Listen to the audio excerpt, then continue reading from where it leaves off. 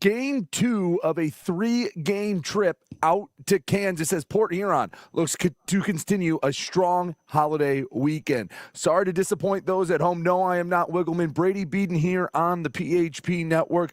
Will downgraded to out for tonight's game with an illness. We hope we see Will soon, and hopefully as soon as tomorrow. But I will be here with you all night here on the PHP Network. No, I'm not in Kansas with everyone else. I'm here in lovely McMorran Arena. So we had to call a quick audible halfway through the day. So we will be doing the game remotely. I have Christian, I have Sean here. We're going to do a great job for you.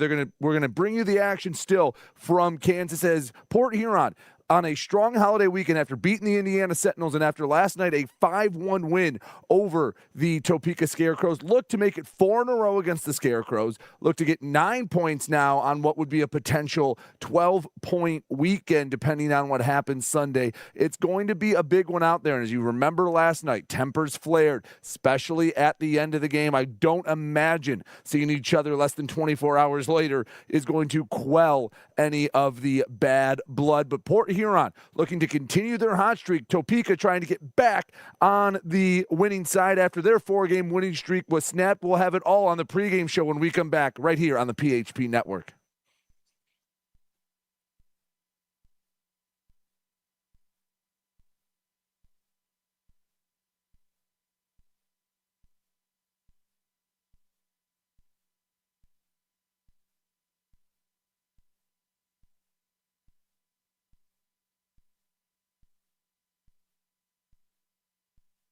Welcome to the new era of Prowlers hockey.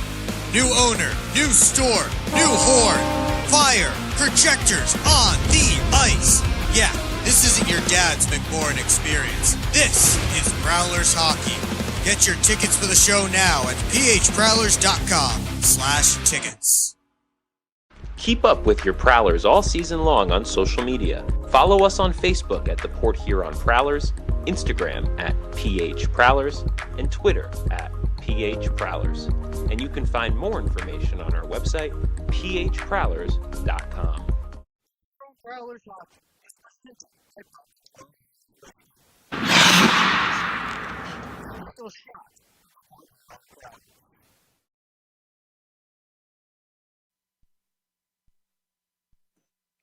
Back here on the PHP Network, getting ready for Port Huron and Topeka. Game 2 of a 3-3, game 3 of a 4-5 for your Port Huron Prowlers. Last night, if you missed the action, a 5-1 win for Port Huron. It was a very interesting affair. Started off both sides working off the Thanksgiving turkey as they were a little slow, a little sloppy on the first of a 3-3, but Port Huron was able to get the scoring started early in that game. It was Connor Bazal with his first pro goal to get on the board. As here you see, gets a rebound out in front. No one around Connor, and he would get the scoring started at 1-0. But Connor would answer Connor. This time Connor Lind from Topeka. Beautiful cross-ice pass, just evaded a bunch of white jerseys in the middle, and on the power play, Topeka would tie it up. Port Huron would not give up a goal the rest of the night. Here's goal number 2. What a move and a shot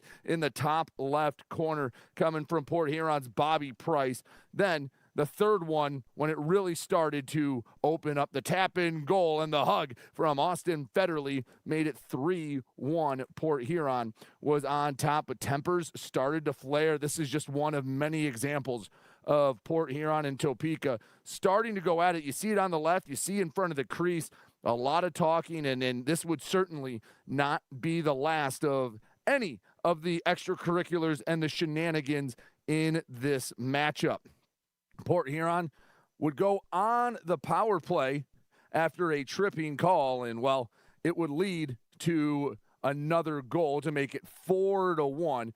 Beautiful movement, and the tip in front by Artu Heikkila made it 4-1, and that, if that one wasn't the coffin or the nail in the coffin, it certainly was this next one, as the Prowlers really just putting a little cherry on top of what was a very strong performance against Topeka a night ago. However, here is the end of the game, and when the fists just started flying, coaches were yelling at each other, It was just a whole scrum, a dog pile. You thought cooler heads were going to prevail. And then here was the match that reignited that spark between these two teams. As they went at it, a lot of talking. There's an extra shove from Topeka. And again, even Robbie Nichols and Chris Paulin exchanged some words.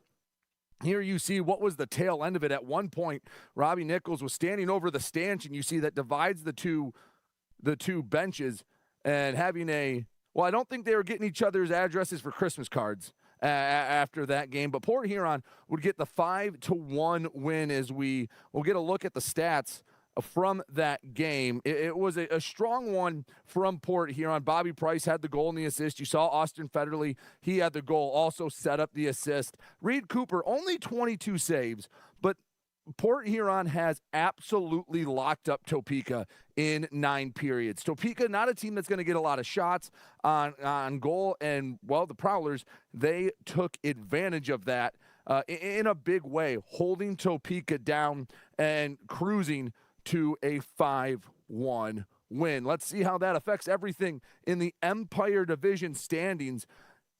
Topeka right now tied for 4th with the Danbury hat tricks at 7-4-0. However, 5 games in hand. So, yeah, they have the same amount of points as Danbury, but I have a feeling they're going to get 1 point in their next 5. Port Huron still solidly in 2nd place at 11-5-0. Binghamton, yeah, the more things change, the more they stay the same. The Empire Division gets more crowded, and they still are doing a pretty nice job. 14-2-0. However, one of those two coming from Port Huron. But the Prowlers trying to do what Coach Chris Paulin said. You go all the way back to Wednesday night when I talked with him after the win here at McMorran, when he said, we're going to show the league what we're about. And I think a 5-1 win is something that certainly is going to show, hey, you went on the road after a holiday.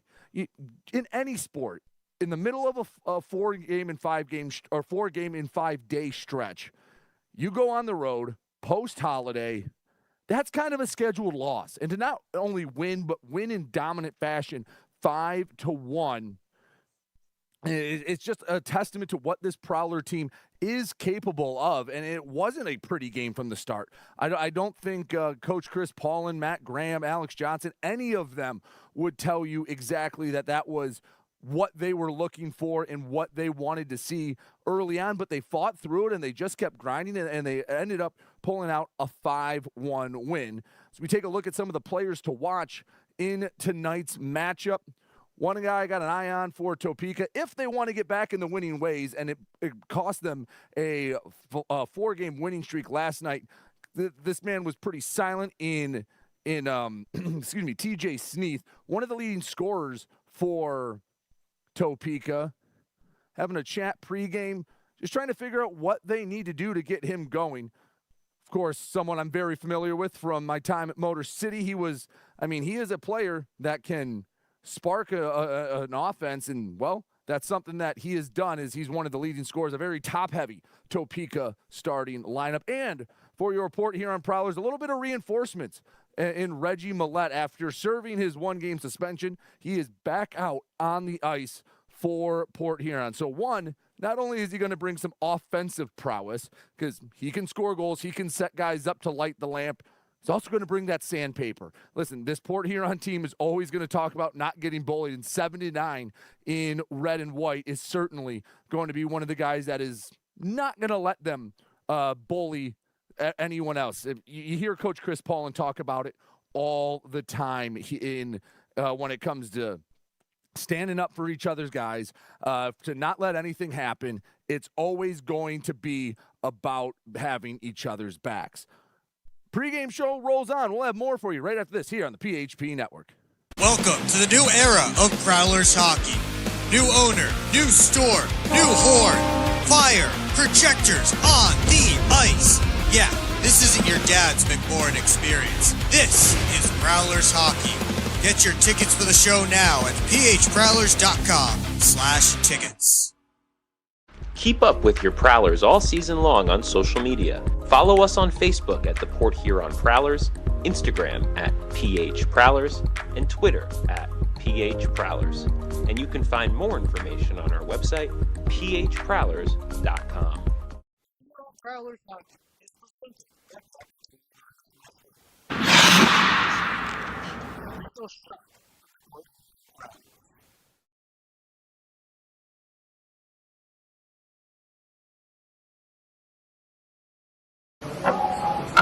This isn't working. LJ, pass me those flyers. No look behind the back pass. It's a hope play. LJ, come on. Gap up. Close the gap. Close the gap. What are we saying? This isn't working. We need a shift change. Let's bring in the professionals.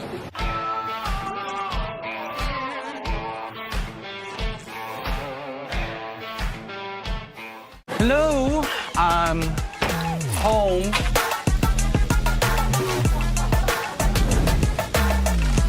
There he is. What is happening? Relax. We won. They brought back the snack wrap. Spicy or ranch? Spicy. Yeah, go. Yeah. Just one little bite. Can you stop? Oh, sorry. Gather your crew. Snack Wrap is back.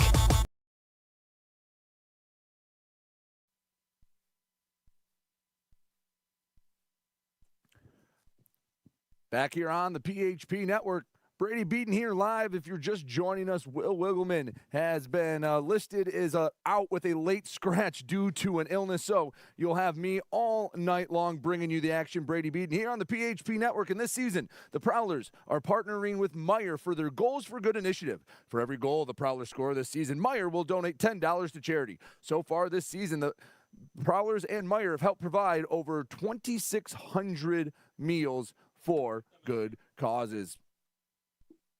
And getting ready for the middle of a 3-game stretch between Topeka and Port Huron is, again, just to let you know the setup right now, again, Will out sick, so I am in Port Huron. Unfortunately, Ken Andrews couldn't get the jet over in time to get me to Topeka, so we're going to make this work. Christian and I have done one remote game before, so we have a little bit of experience. It's not the most ideal, but with Christian, with Aiden, with Sean, all here working, we're going to make it work. We're still going to bring you Prowlers hockey. Of course, the show has to go on.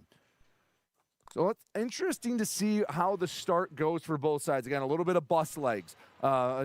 Took a little bit to get the engines going. Are we going to see extracurriculars early in the game, or has the good night's sleep and the time away for the last 20 hours let cooler heads prevail, or are we going to see fireworks right off the bat? Both coaches getting one final talk in as we get ready for game 2 of a 3-game stretch with Topeka. Port Huron has taken the first 3 in this matchup, 2 at McMorran, 1 out in Kansas. Goaltenders for tonight for Port Huron will be Reed Cooper for Topeka. It's Daniil Brizgalov for the Scarecrows. We are ready to go. As it looks like we got everyone all set up for some Saturday night hockey action. Thank you so much for staying up late. Again, these central start times make it a little hour later, but we always appreciate you joining us here on the PHP Network.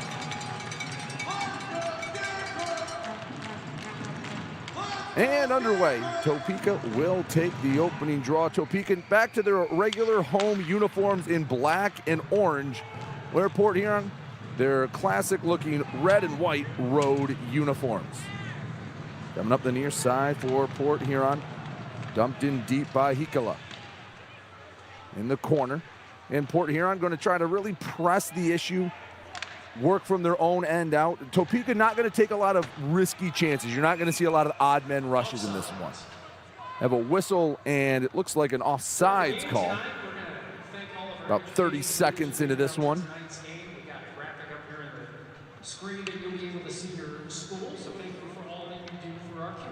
Draw will come on the near side neutral zone dot. And you see Reggie Millette back out on the ice, and you know, you never want to lose a player like Reggie for a game, but the silver lining, little fresher legs here for an extended weekend for Port Huron. Battle on the blue line, and did we get another offsides call? I believe we did.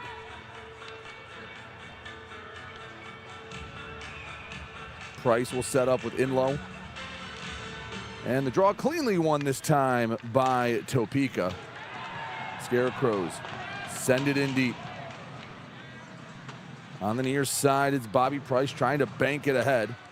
Staying just inside the Prowlers blue line. Favaro glides over to it. Back in the Scarecrow end. Bringing it up the near side boards. Dumping it in deep was Gagnon. Port Huron looking for the breakout. Minute into this one. Still looking for our first shot. Bobby Price over the blue line. Shot, and it goes wide off the glass. Keeps it in the Scarecrow zone. Far wing circle. Gets knocked to the half wall. Scarecrows will clear. It will glide down the ice. Icing waved off, so Topeka will get a clean change. As you know, the black and orange uniform's not a bad color, but I'm just going to tell you right now, not good for reading numbers. From far away, we'll get to see them live, but seeing them from a distance, I'm just going to apologize right now. I'm probably going to get a name and number wrong. I'm going to misread it at some point. So I'm just going to pre-apologize for that. Again, it looks great up close, but when you're up in a press box or, a handful of states away, makes it a little tougher to read them cleanly. Port Hurons, I love the red and white look. Classic, clean look. Topeka out of their own end. Cross ice pass to the near side. Dumped in diagonally. That was, I believe, O'Reilly that sent it in. Back at the neutral zone. Topeka carrying the play a little bit here in the first 2 minutes. Again, much like a night ago, a little bit of a feeling out process. On the near side, chipped off the middle of the glass. Backhand as falling down was Anderson. A shot, and it goes wide of the net. It looks like we're still looking for the first shot on goal in this one over 2 minutes in. Two defensive-minded teams getting going. Back to the neutral zone. They couldn't keep it in. That was Papapetros that just couldn't hold it inside the blue line. Prowlers regroup. Banks off the far boards, collected. Given right back to Topeka, and it's covered up by Reed Cooper. Just over 2.5 minutes into this one. And a sleepy start. And here's some conversations. This is TJ Sneath talking with one of the Prowlers. He didn't like something. Both sides will reset. Sneath to the faceoff circle.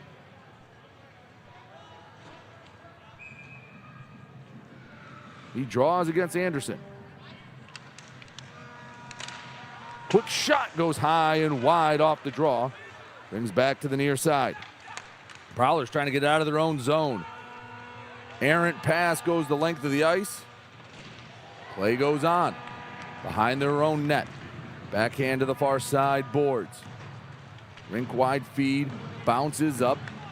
Not a lot of clean entries so far in this one. A little bit of dump and chase. Not the best passing. Again, we saw very similar things to this a night ago where it took the Prowlers a little bit to get going, but once they settled in, they made enough strong plays and they capitalized on more opportunities than not in the 5-1 win.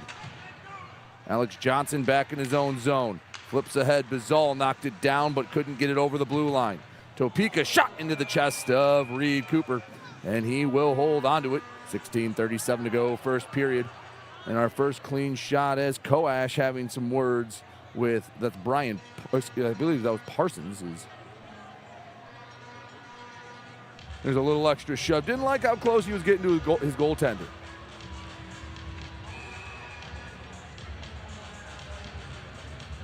Draw comes to the left of Reed Cooper. Far point. Chipped in deep. Battle for it on the far corner boards.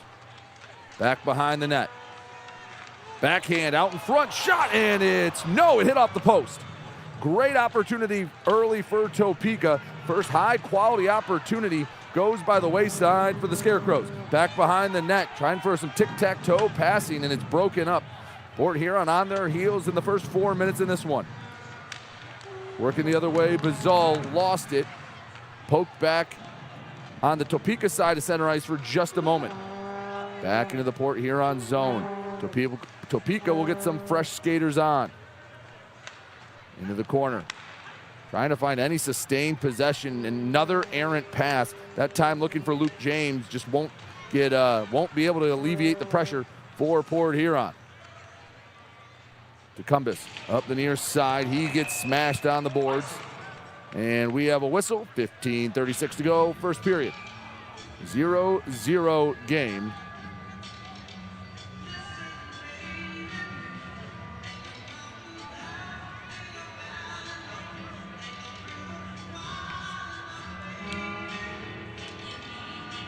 Draw is going to come to the to the right of Reed Cooper after the icing call.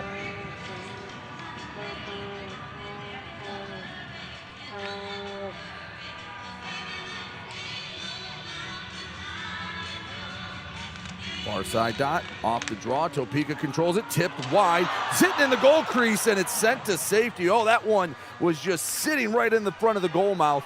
No Scarecrow in sight to knock it in to get the scoring started. You never like when the goalie's going one way and the puck's sitting right in that blue paint. That's an emptying feeling for netminder. Prowlers back in the Topeka zone for the moment. Far side, battling on the corner. 2 Scarecrows, 1 Prowler. Poking, prodding, digging, shoveling, trying to get that out. A second Prowler comes in to help in the form of Austin Federley. Racing back down the left side, it gets flipped in.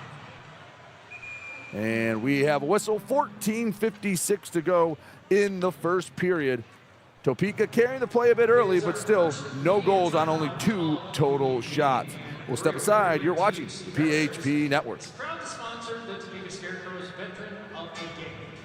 At this time. This isn't working. LJ, pass me those flyers.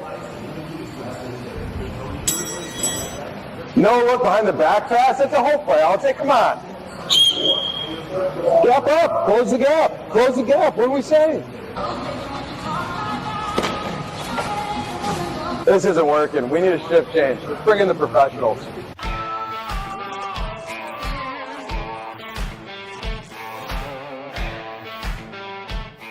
Hello? Home.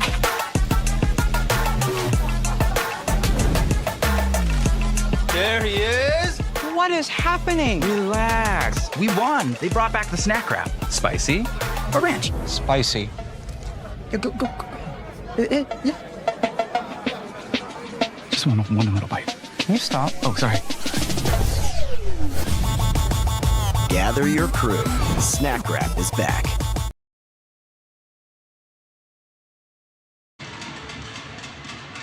Back on the PHP Network, Topeka with the first couple of shots. Port Huron, a little bit of sloppy play to get this one going. 0-0 after just a bit of 5 minutes of play. We'll get a draw at center ice right on the Scarecrow logo. Jamie Bucell patiently waiting for the draw.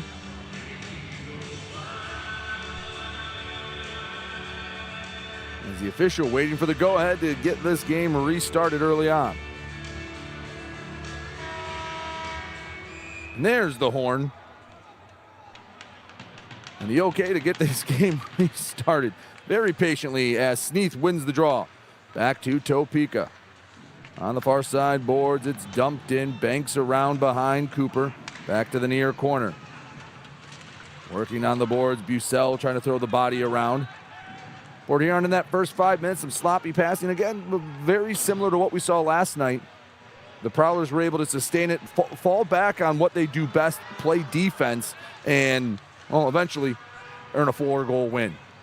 Anytime you can say you didn't play great and you still won by 4, that's a sign of a pretty darn good team.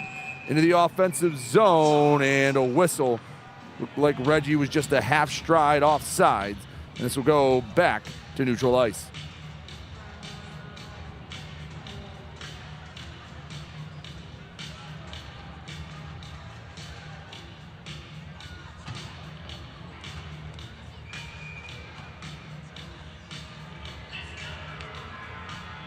$14:19 to go, first period.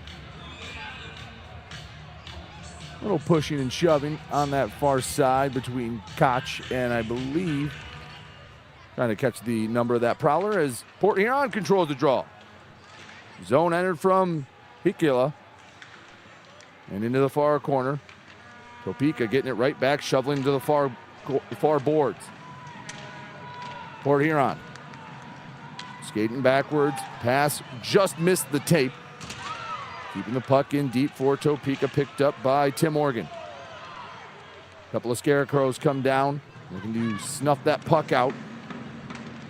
Prowlers sticking to him, shot, no, it was poked away. Along the far half wall. Working to the middle, Port Huron on a rush, 3-on-2. Left side, shot, and it's behind the net.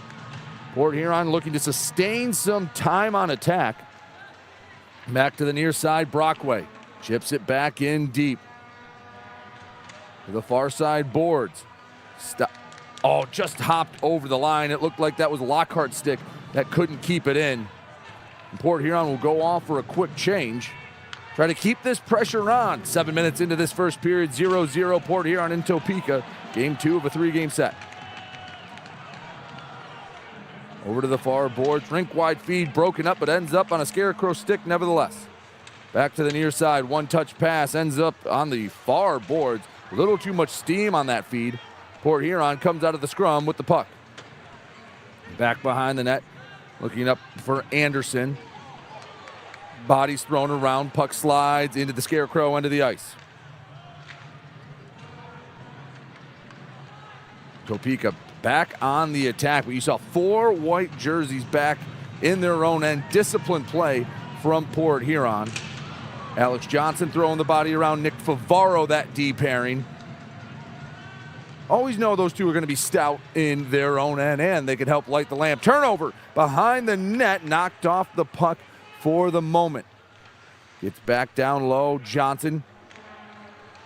And Topeka averts any more pressure, trying to push the pace. Back behind Cooper, shaded by Johnson. Left wing circle, shot, rebound goes into the near corner. Back at the blue line, centers, left point, shot, doesn't get through traffic. Favaro trying to get it to safety. Cooper will get the trapper on top of it. 11:46 left to go in period number 1. Reed Cooper getting a bit of a workout here early, although the shots on goal are not exactly lighting up the scoreboard. A lot of opportunities, and Cooper able to just get his glove on that one and calm down what was a sustained possession for Topeka. Prowlers have struggled on the draw here in the early going. Matt Graham wins the draw in his own end. Bank pass on the near side, at least gets it to neutral ice. No, back in the Prowler zone, 4 white jerseys, only 1 Scarecrow. Nearly stick handling himself into submission was Lockhart. Topeka in their own end for just a moment. That moment's gone. Cooper comes out of the net to play it on the backhand, leaves for Lockhart. Around the near side boards, feed to the middle. Prowlers 2-on-2. Right side circle, shot, deflected, scramble, sitting out in front of the crease, and it's knocked back to safety behind the net. Prowlers coming down as the puck is flipped all the way back to the Port Huron blue line. Federally back to the near side, banking ahead. Puck slips past the stick of Vinny DeCumbus. 10:52 to go, first period. 0-0 hockey game. Very slow pass, and all they can do is swipe at it to get it to neutral ice. Hit on the boards, and it's a turnover. 2-on-1 in tight spaces, and strong defense knocks the puck to Blake Anderson. And another chance for Topeka that does not end up on a shot on goal. So Topeka getting around the net. The theory of shots has been good for Topeka. They just haven't put a lot on the net. A lot of areas that make you a little queasy, a little uneasy if you're a Prowlers fan, but they haven't put a lot on Cooper. He's had to freeze more pucks than he's actually saved. Right wing circle, backhand pass, shot, and it's knocked away Couldn't tell if that was Brizgalov or if it didn't get to him in time. But either way, Prowlers had a strong opportunity. Down the length of the ice, and a whistle. 9:45 left to go in the first period. Topeka and Port Huron tied at 0. We'll step aside. You're watching Prowler Hockey on the PHP Network.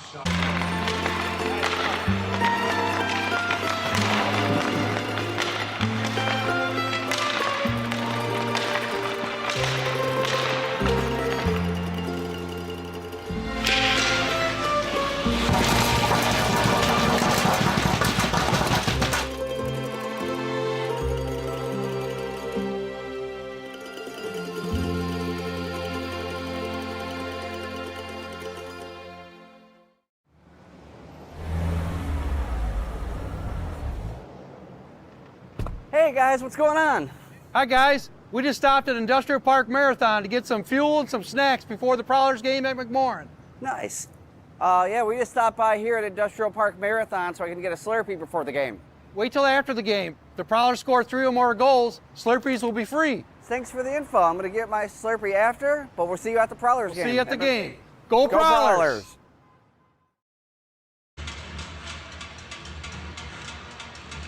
Back here on the PHP Network, Brady Beaton here with you as Will Wiggleman has been listed a late scratch due to illness.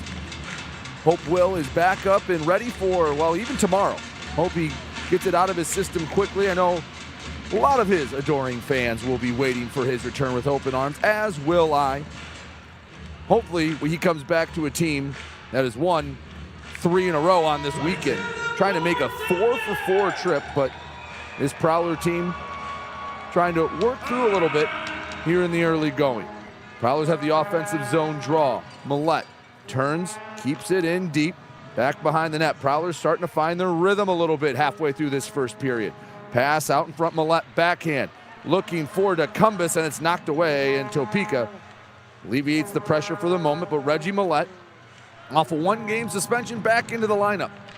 Looking for him to do some big things in this one. Bobby Price. Give, go, no. Back to the near side corner. Alex Johnson takes a whack at it. High and wide. Oh, that looked like it caught a Prowler. Something did. I couldn't tell if it was the puck or the stick. And that is Reggie Millette. And we're hoping he's not carrying any chiclets in that glove. He went down like a ton of bricks. Let's take another look.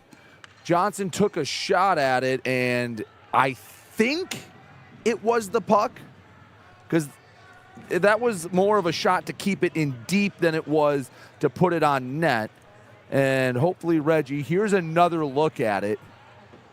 Yeah, that 3/4 inches of rubber caught Reggie, and he's going to have to go deal with that. You hate to see that. It's such a freak thing. I mean, he's down low. He just turned his head at the last moment.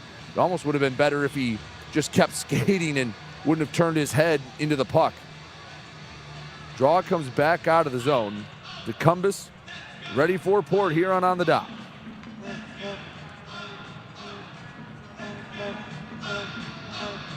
$9:15 to go in this first period. Decumbus draws against TJ Sneath. Clean win for the Scarecrows. Sneath has been strong on the dot here in the first period. Rink wide pass to the near side corner. He was looking for Hunter Hall, who shoves a Prowler down to the ice. Port Huron back behind Cooper. Gets it over for Oregon. Hops to the near side circle. Pushing it up and out. No, not out of the zone. Decumbus had it, lost it. Topeka off for a change. Turnover right on the logo. Knocked away and not out of the zone. To the top of the right wing circle. Shot. Rebound. Scramble. Comes to the near side boards. And again, another chance for Topeka that doesn't look like it's going to register a shot on goal. But for all the Prowlers fans out there, your heart skips a beat when you see your goalie twisting and turning and reaching out for the puck. On the near boards. 2 black, 2 white jerseys battling for it. A third one comes in the form of Ben Brockway. Puck glued to the boards as it looks like it finally has squirted out. Knocked ahead. Federle leaves it behind him on the near hash marks. Slowly out of the zone, but out of the zone nonetheless. 7:57 to go, first period, 0-0 game. Very defensive-minded, very similar to a night ago. Cross ice pass doesn't find a home. Nick Favaro collects it in his own end. Favaro skates it to the top of the circle, banks ahead, ends up on the stick of Bucell. And right back out of the zone, here come the Scarecrows. Left side shot goes high and wide. And Port Huron picks it up in stride. Down the left side, that was Artu Hikila. And he loses possession, so a little more up and down action here in the last minute or two for these two squads.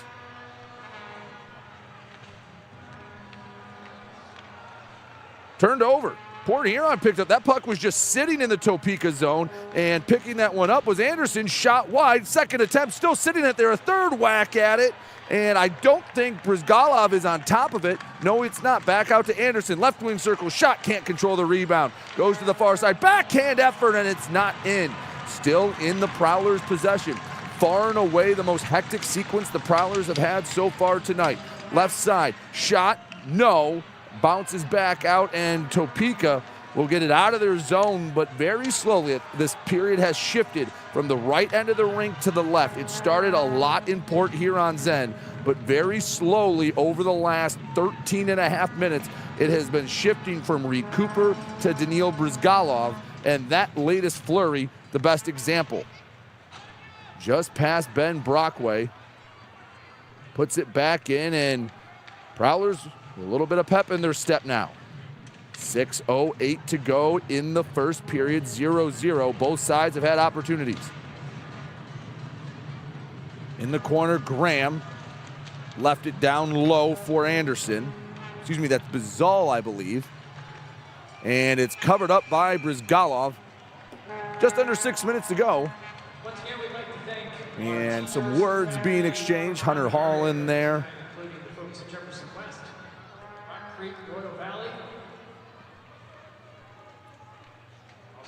Take another look. Puck was in the corner, and Brizgalov got on top of it, and guys will defend their netminder. I don't think they liked how close Bizal got.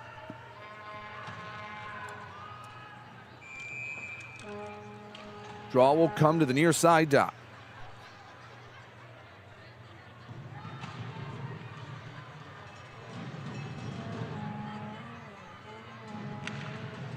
Morich takes the draw, back into neutral ice.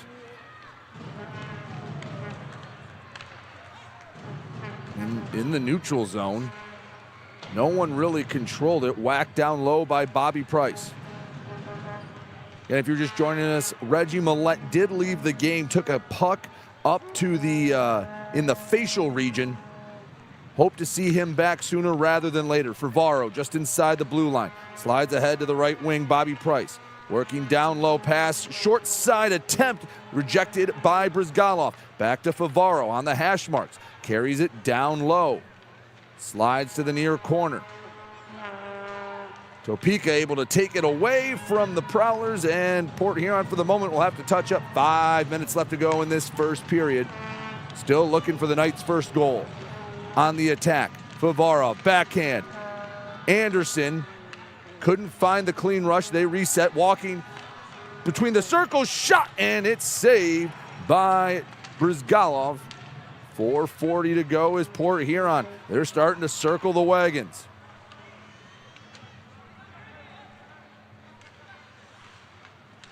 Puck on the near side boards. It hops up and out of play. And a Scarecrow fan going home with a souvenir, and we are going to a break. 4 minutes, 27 seconds left to go in the first period. Port Huron 0, Topeka 0. You're watching Prowler Hockey here on the PHP Network. Yeah, I don't know about this one, fellas. Boys, we don't overcome adversity by backing down. But yeah, I don't know about this one. That's reassuring. We're so screwed. All right, boys, here's the game plan. LJ, you start with bananas. B-Way. Why do I have to do the bananas? Because you're the softest on the team. I don't want the bananas. This thing is gonna melt. We gotta hurry up. I won't do it. Okay, both of you. I will do the bananas and the whipped cream. Fets, please continue. Who's paying for this anyway? I am. I just bought my tickets for the Prowlers game this weekend, and the Milk House gave me 25% off my order. Fets, why'd you buy the tickets? You're literally on the team. For the discount. So are you all ready to give it a try? Oh, we're ready. It's true. Get 25% off your entire order at the Milk House, October through April. Simply show your ticket stubs at checkout and enjoy your discounted treat. Keep up with your Prowlers all season long on social media. Follow us on Facebook at the Port Huron Prowlers, Instagram at PH Prowlers, and Twitter at PH Prowlers. And you can find more information on our website, phprowlers.com. 0-0 game here on the PHP Network. Again, if you're joining us, here's when Reggie Millette, that puck from Alex Johnson, caught him up in the face area. Couldn't tell again from here if it was in the nose or the mouth, but he immediately skated towards the locker room. And hope to see Reggie back out on the ice. Be some fresh legs for the Prowlers, who a player that had the night off last night in the 5-1 win. Play resumes back in the Prowlers' end. Last 5 to 6 minutes have been far and away the best portion of the period for Port Huron. Taken away, right wing circle, shoots, scores! A turnover in the defensive end, and Lee Cooper was put on an island, and he paid.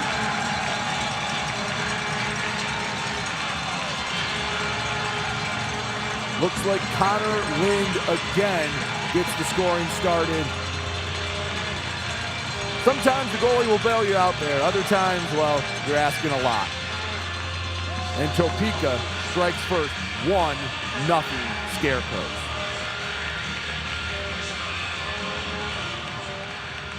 Again, I apologize if I might get a few Topeka names wrong. The orange on black is just so hard to read. It's hard enough to read in person, let alone when you're doing a game from a few states over. Another shot, and it's this time a save by Cooper. Hunter Hall was taking a couple whacks at it. 4:03 to go in this first period as Topeka takes the lead. Let's see what it officially has gone in the books as. Officially, it is Connor Lind unassisted, which is the correct call, but sometimes you never know. Sometimes home teams want to give guys assists. Topeka, there was no way you're giving someone an assist when he steals it in the offensive zone. Battling in the far corner. Puck hops out to the neutral zone. Topeka has reclaimed the momentum in this one. Chipped ahead on the near side. Spinning off of a hit was Artu Hikula. Scarecrows don't have the numbers on the rush. Favaro knocked him off the puck. And it's chipped out of the zone to the middle of the ice, all by his lonesome Matt Graham. He's just going to control the puck long enough to get the rest of the line change executed. Topeka again in the Prowlers' end. To the far side, and it's knocked into the corner. Just over 3 minutes to go. Topeka and Connor Lind with the first goal of the night off the turnover. Shot from the point, deflected, back behind the net, backhand broken up. Matt Graham back there, along with Brett Lockhart, as they send the puck to safety, but right back into the Prowlers' zone. Lockhart to the middle of the ice. On the attack, right wing circle into the corner. Shot wide, kept in. Johnson shot, oh, excuse me, that was Oregon on the shot. 75, not 25. The Prowlers sustain possession for a moment as they go back to their own end. 2.5 minutes left to go in this first period. 1-0 Topeka on a Connor Lind goal. Favaro on the near side boards, had it knocked away. Back at the blue line. Oregon chips ahead. Topeka in their own end.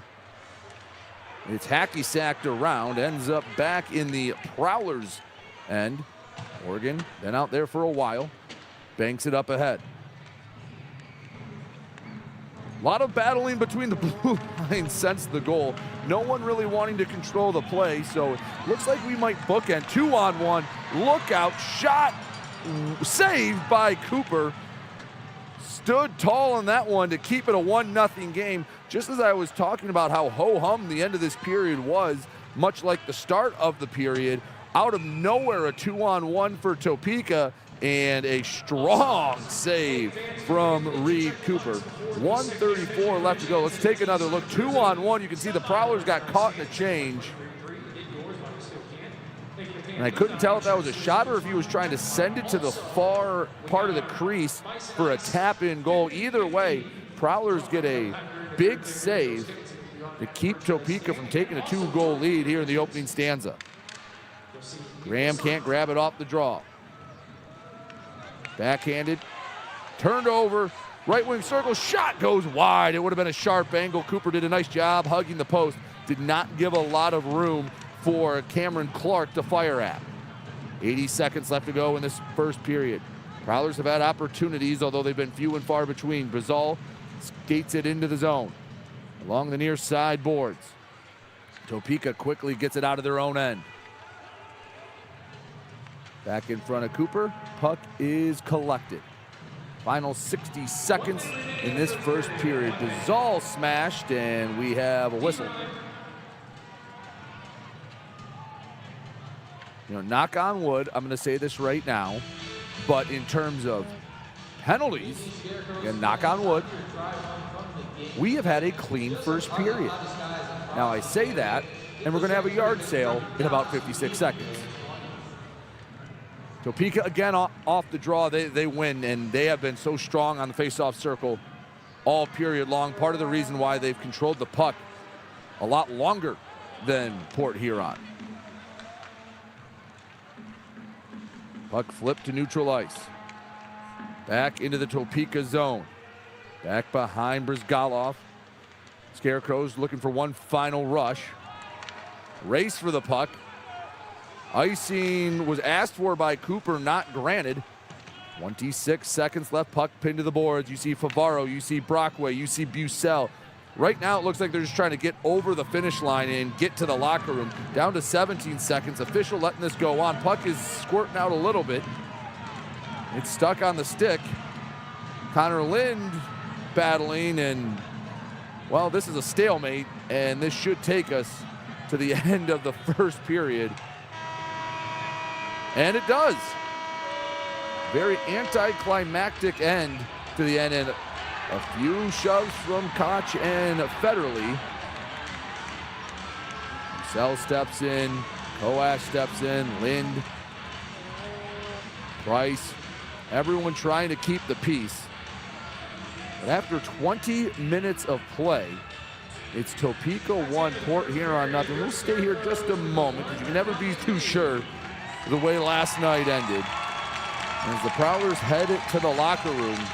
First period had some ups, had some downs. There was about a 90-second to 2-minute stretch where it felt like they were swarming all over the Scarecrows, but Topeka gets one big turnover, and they have the lead after 20 minutes of play. Topeka 1, Port Huron nothing. We'll recap the first period and more when we come back here on the PHP Network.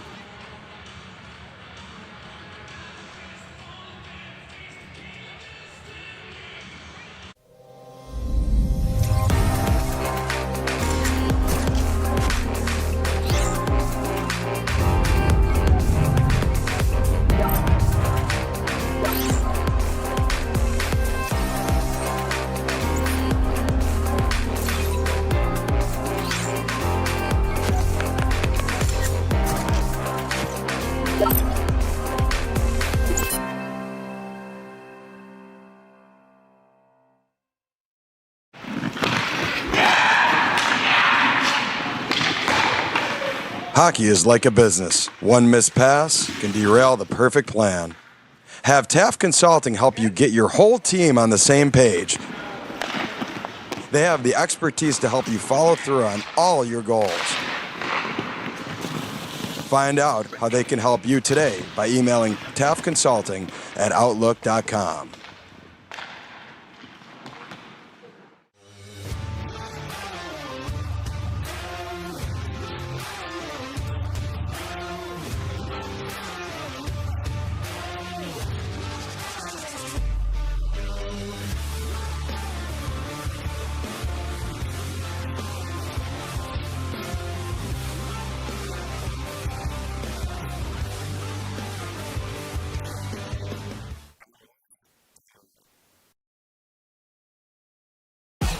What's more authentic than a Hungry Howie's Detroit-style pizza? Nothing. We're not playing around with the pizza of our birthplace. Thick crust, cheese to the edge, sauce on the top.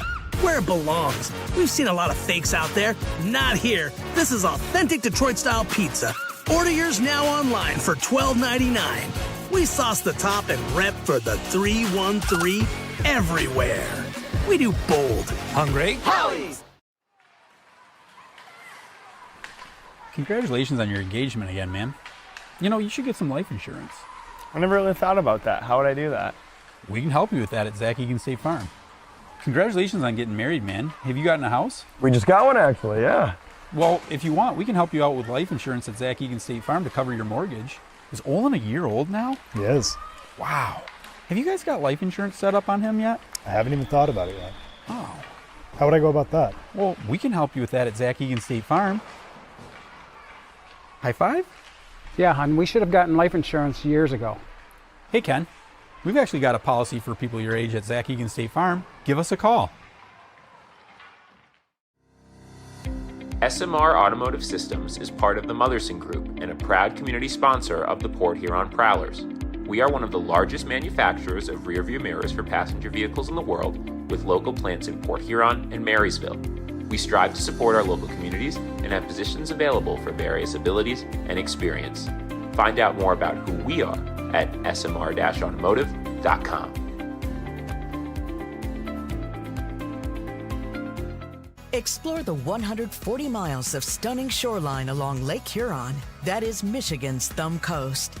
Discover charming coastal towns, serene beaches, and endless outdoor adventures. Stay at cozy hotels, paddle through pristine blue waters, and hit the fairways along breathtaking views. Plan your perfect getaway at bluewater.org.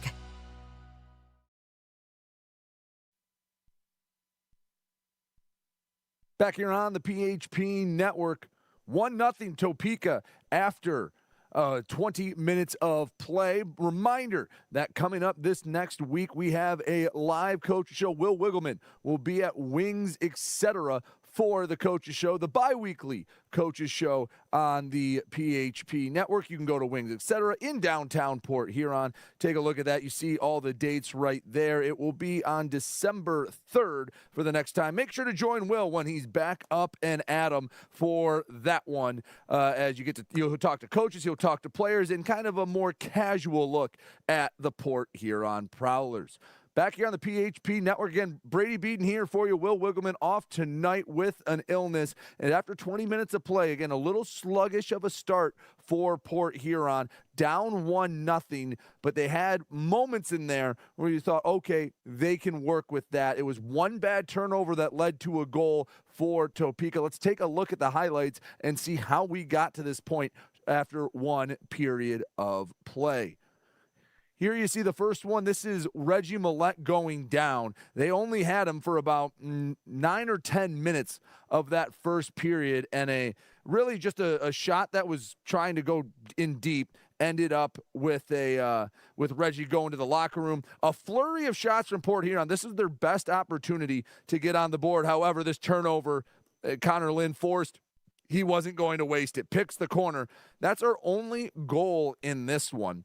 As again, the cross-eye, there was a big save, from Cooper as he was able to keep it at 1-0. But that turnover, really the biggest mistake, the fatal flaw in that first period. Shots, nothing crazy right now for Topeka, just 7-3. And again, we looked at it last night in the first homestand against Topeka. the Scarecrows only averaged 8.3 shots a period against the Prowlers, a very defensive team going against a team that does well in their own end in Port Huron, and they haven't had a lot of shots against. Still a lot more to come here on the Intermission Report on the PHP Network. We'll take a look around the league, take a look at some game stats, and more when we return right here on the Intermission Report on the PHP Network. Welcome to the new era of Prowlers hockey. New owner, new store, new horn, fire, projectors on the ice. Yeah, this isn't your dad's McMorrin experience. This is Prowlers hockey. Get your tickets for the show now at phprowlers.com/tickets. Keep up with your Prowlers all season long on social media. Follow us on Facebook at the Port Huron Prowlers, Instagram at PH Prowlers, and Twitter at PH Prowlers. And you can find more information on our website, phprowlers.com.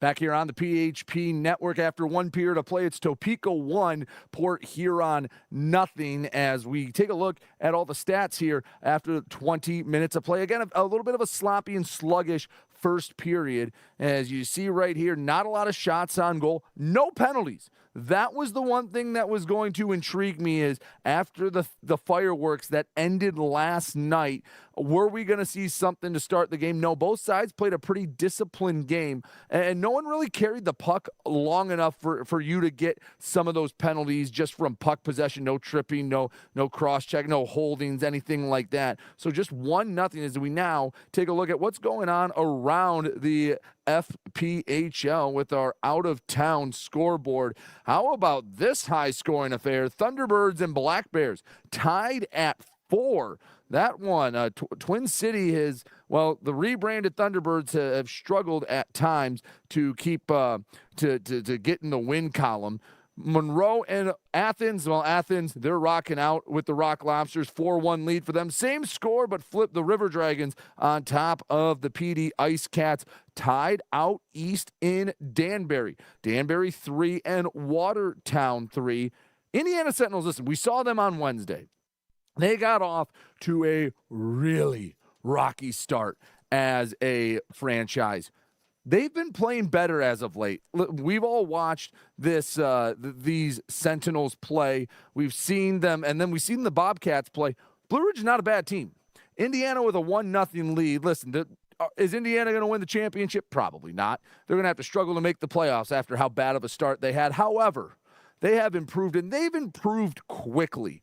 They're no longer that free square you get when they're on the schedule. Last game here is Biloxi 2 and Baton Rouge 1. And of course, Topeka leads Port Huron 1-0. As we'll roll on here on the Intermission Report. Prowlers trail 1-0. We'll have more for you when we come back. You're watching the PHP Network.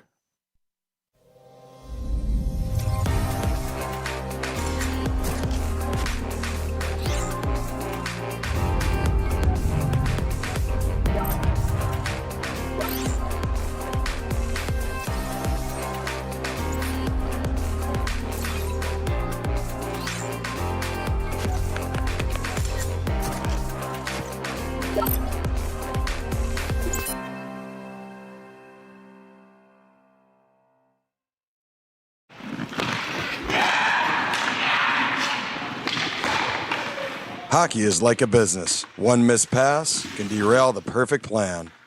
Have Taft Consulting help you get your whole team on the same page. They have the expertise to help you follow through on all your goals. Find out how they can help you today by emailing taftconsulting@outlook.com.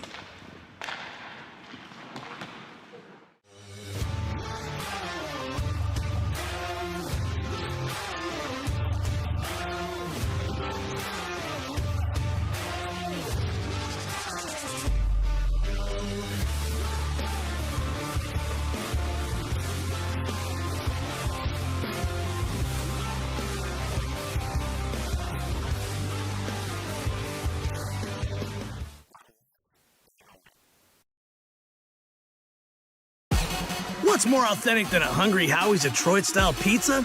Nothing. We're not playing around with the pizza of our birthplace. Thick crust, cheese to the edge, sauce on the top. Where it belongs. We've seen a lot of fakes out there. Not here. This is authentic Detroit-style pizza. Order yours now online for $12.99. We sauce the top and rep for the 313 everywhere. We do bold. Hungry? Howie's! Congratulations on your engagement again, man. You know, you should get some life insurance. I never really thought about that. How would I do that? We can help you with that at Zach Egan State Farm. Congratulations on getting married, man. Have you gotten a house? We just got one, actually, yeah. Well, if you want, we can help you out with life insurance at Zach Egan State Farm to cover your mortgage. Is Olin a year old now? He is. Wow. Have you guys got life insurance set up on him yet? I haven't even thought about it yet. Oh. How would I go about that? Well, we can help you with that at Zach Egan State Farm. High five? Yeah, hon, we should have gotten life insurance years ago. Hey, Ken. We've actually got a policy for people your age at Zach Egan State Farm. Give us a call. SMR Automotive Systems is part of the Motherson Group and a proud community sponsor of the Port Huron Prowlers. We are one of the largest manufacturers of rear-view mirrors for passenger vehicles in the world, with local plants in Port Huron and Marysville. We strive to support our local communities and have positions available for various abilities and experience. Find out more about who we are at smr-automotive.com. Explore the 140 miles of stunning shoreline along Lake Huron. That is Michigan's Thumb Coast. Discover charming coastal towns, serene beaches, and endless outdoor adventures. Stay at cozy hotels, paddle through pristine blue waters, and hit the fairways along breathtaking views. Plan your perfect getaway at bluewater.org.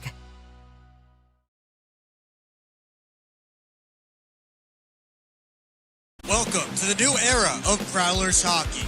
New owner, new store, new horn, fire, projectors on the ice.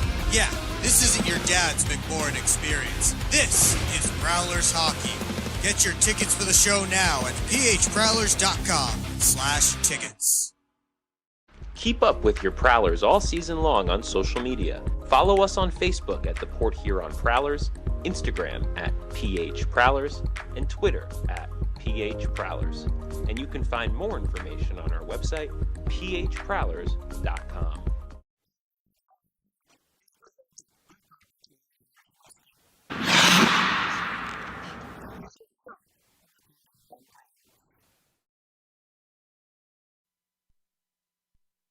Back here on the PHP Network, Brady Beaton filling in for Will Wiggleman tonight. 1-0 Topeka leading Port Huron as you see the Zamboni finishing up the last lap or two in Topeka.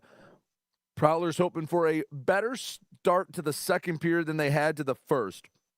Already on this busy holiday weekend, all the way back on Wednesday, they started off with a 4-2 win over Indiana. Last night, a 5-1 win over the Scarecrows, and that win last night kicked off a 5-game road trip. Obviously, last night in Topeka, and tonight there will be another game tomorrow. A later-ish start for a Sunday game, a 5:05 puck drop here on the PHP Network as the Prowlers and the Scarecrows will battle, and then following that, a trip out to Binghamton. And that trip to Binghamton is really where I think the Prowlers can make some big noise. You're going to another team's barn, and a team that, let's be honest, I know we're not even to December yet, but you go out to Binghamton. If you can make a statement, get a couple wins, or at least have a good showing, because it's probably going to be a place you're going to have to go and win if you want to do something this team hasn't done in coming up on a decade now, and that's win the Commissioner's Cup. They took Binghamton to the brink a year ago. The two-time defending champs. It's going to be a fun pair of games next Friday and Saturday. And then finally, all the way on December 12th, it'll be our next home game as the Prowlers will take on the Indiana Sentinels.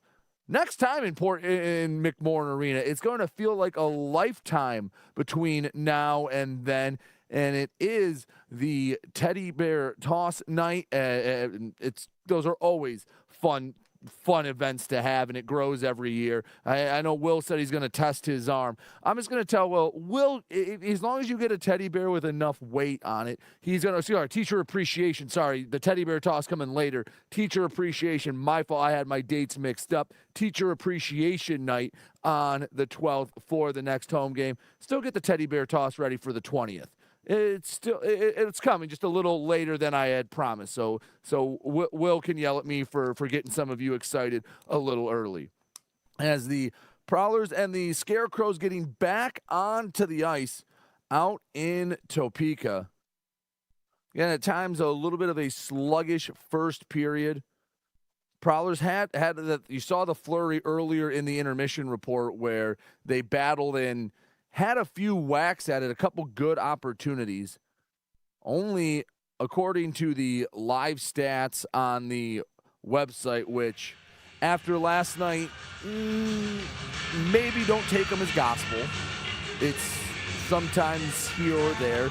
Only 10 total shots listed, 7 for Topeka, 3 for Port Huron.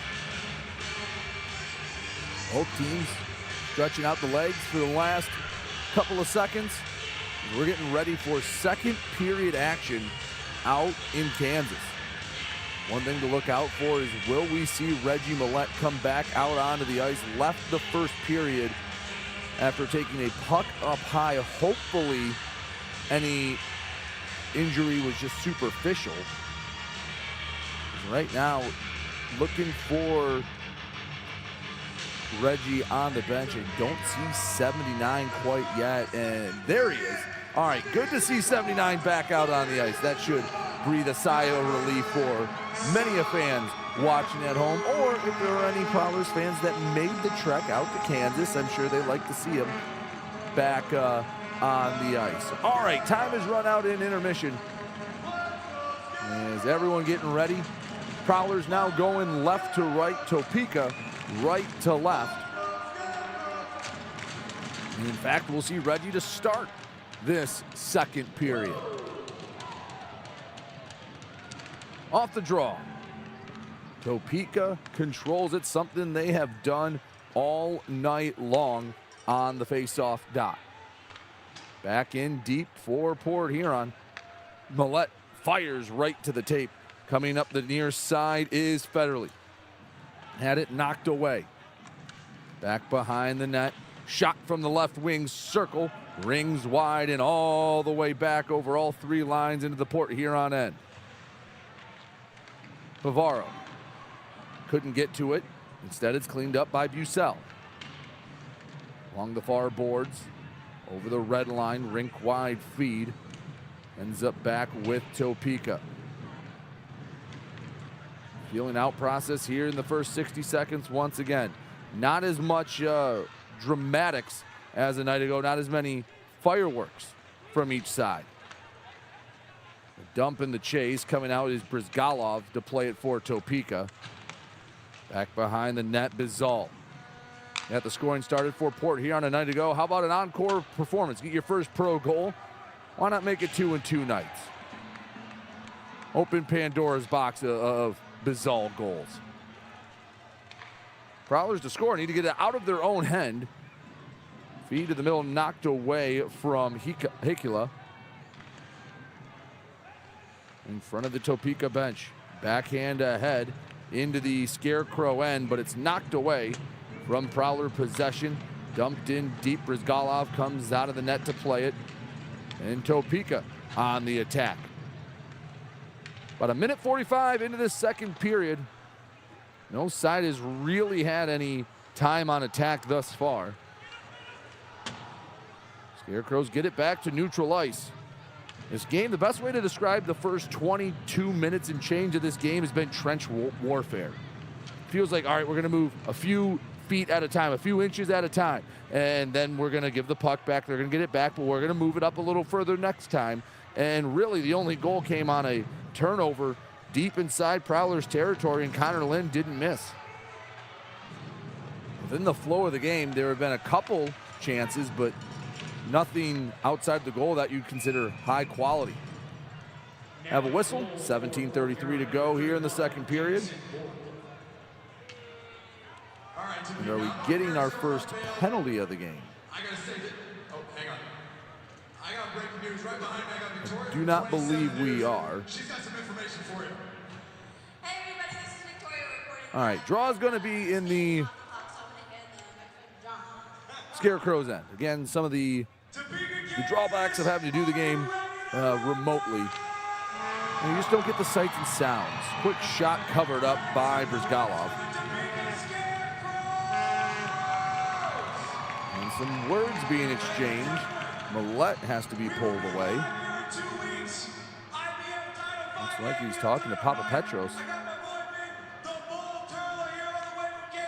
The officials having conversations with both sides. Morich skates to the dot. Millette on his left, Bobby Price on his right. Navarro and Johnson Medina. Another clean win for Topeka and TJ Sneath. Sent down the length of the ice, raced for the puck, and icing.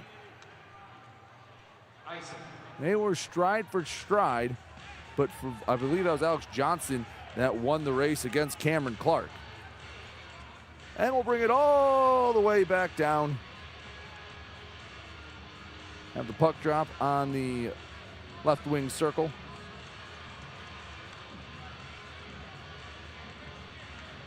Sneath again on the dot. This time he faces off with Matt Graham. Graham ties it up. Prowlers got the puck. Shot from Millette is saved. Still in the Prowlers' possession. No, taken away. 1-on-3 down the far side, and the puck's knocked away from Clark. Favaro makes a man miss. Prowlers could have numbers if they hurry. Slow to get it over the blue line. Barely onside. Favaro in the far corner. He takes a tumble down. Chasing it in the corner. Graham backhands it for Favaro. Deep in the opponent's end. Millette leaves it back. Right wing circle, spinning around. Two Scarecrows were all over him, and the rush is over. 16:40 to go, first period. Topeka 1, Port Huron 0. Millette carries it in. He's knocked off the puck. He regains it. Play goes on. Bangs it off the near boards. Possession right now in the Prowlers' favor. Bizal along the half wall. Brings it down. Prowlers a lot of possession around the perimeter. Not a lot in dangerous areas for the Scarecrows. Bizal back to the right side. Shot from Oregon, and it's tipped wide. Hicula had a tip-in goal a night ago, and that one was just sent out in, well, for a fan. Nice job battling down low by Bizal. Not only battle it out, but give a crisp pass. Prowlers looking for a few more opportunities. Draw comes to the left of Brizgalov.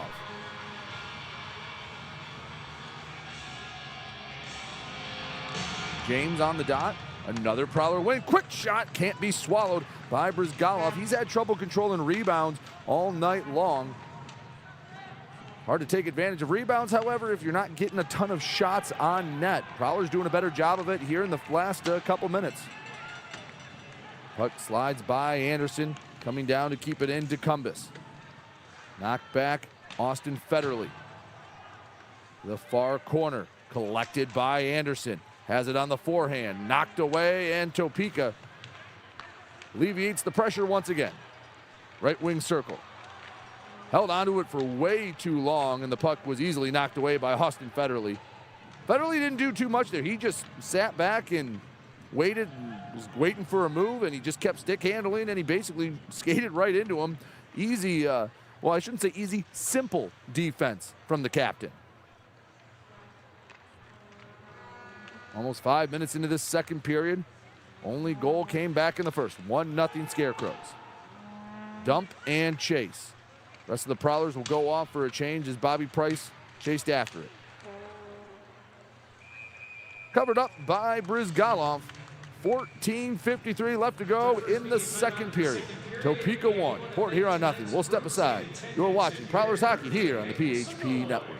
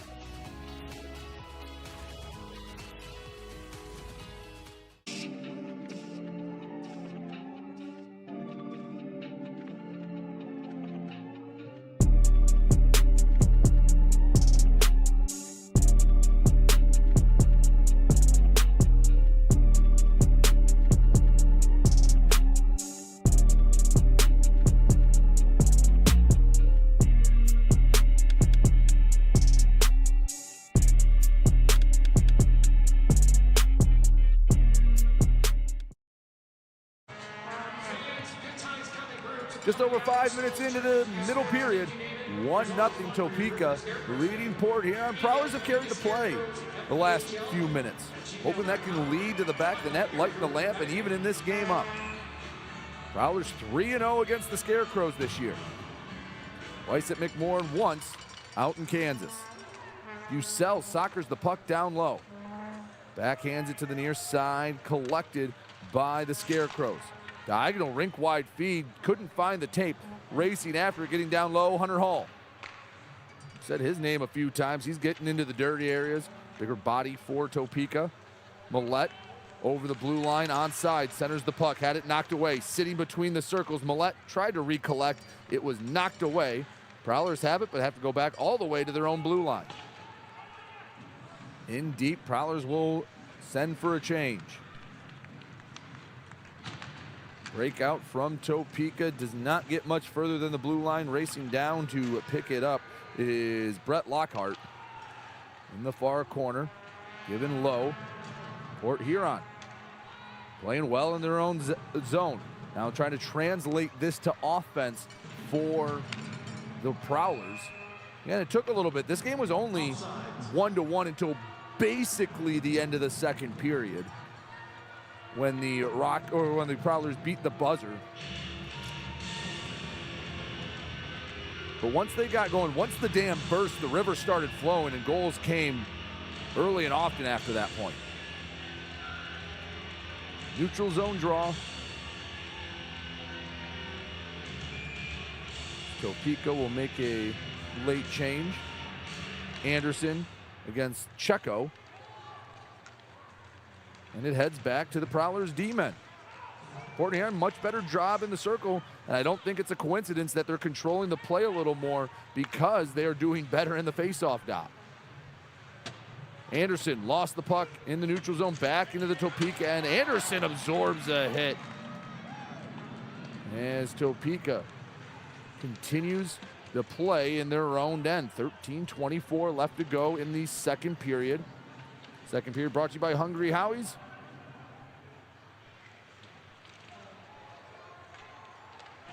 Back behind his own net, Hecula couldn't get it out of the zone. Shot scored! Oh, a nonchalant flick of the wrist from the point. And just under 7 minutes into period number 2, Topeka adds to their lead.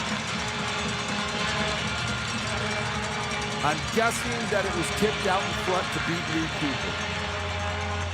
Here's another look. Again, it's just very nonchalant, innocuous, put it towards the net, and it ended up behind the netminder.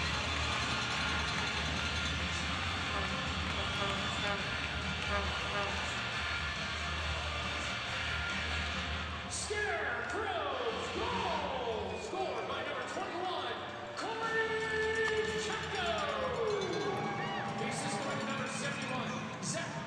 Quickly off the draw, we get another whistle. Avery Smith.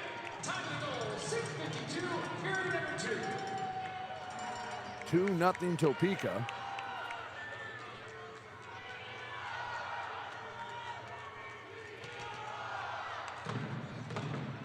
See what that last goal officially goes in the book as. They'll give it to Corey Checo from TJ Sneath and Avery Smith. That could have been a Rockers goal about 9 months ago. All three former Motor City players. And they're going to say Checo got his first of the season, tipping it out in front.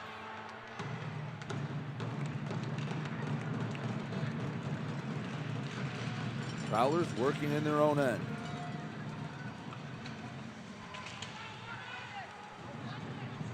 So I believe at some point, Jamison Bork replaced Reed Cooper in net. I know there's been a little bit of a bug going around the locker room for Port Huron. And sometimes when you got a bug, it's going to be, well, it's going to act up at any moment. So the things you have to adjust to on the fly. Shot, Bork, save, and Bork will sit on top of it. No, it squirted free. He thought it was underneath of him. Tried to get on top of it like a mother hen, and instead it was loose in the right wing circle. Prowlers able to get back defensively and really avert any threat. I'll try to see if I can find if and when. Yeah, see, at the start of this period, Jamison Bork replaced Reed Cooper. Oh, and the bad news for the Prowlers is when you're on a bus for half a day plus, if one guy's sick, multiple guys are probably getting sick. Behind the play, Millette, he's tied up with Koch. Excuse me, Morich. Morich and Koch, and he tackled to the ice.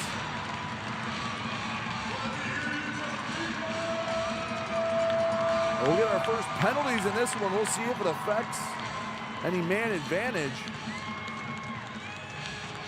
And more talking after,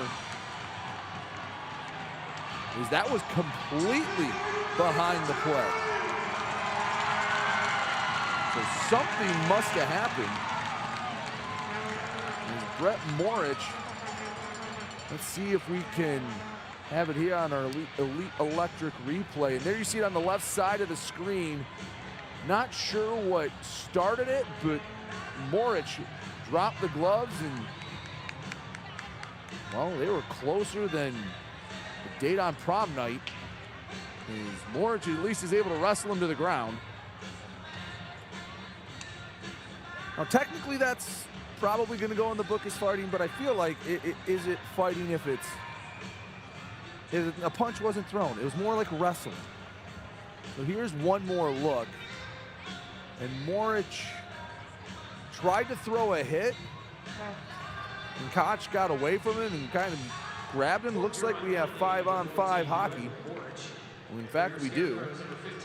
So the first penalties of the game, but no power plays yet for either side. 2-0 Topeka. 1:17 left to go in this middle period. Corey Checo has extended the Scarecrows lead on a goal out in front. And Jamison Bork in net now for Port Huron, as he was replaced during intermission. And I'm assuming if there are players that are mysteriously in and out of the lineup, again, Reggie Millette was the one known injury. It may be due to the whatever bug or illness is going through the locker room that is, well, has popped up. Because again, I don't believe Brett Morich was even originally slated to be in the lineup tonight. He ends up playing for Port Huron, and well, he's going to get his money's worth. Get about 5 minutes in the box. Halfway through this second period, still 2-0. Up the middle of the ice, Gagnon, left wing circle, bottom of it, shot, rebound, Bork able to scoop it up. About halfway through as, well, Jamison Bork settling in. You get another look. Gagnon from center ice works around Favaro, tight angle. And after the initial save, a strong second one from Bork. TJ Sneath looking to clean it up. 10:08 to go, second period. Prowlers still looking for their first of the night.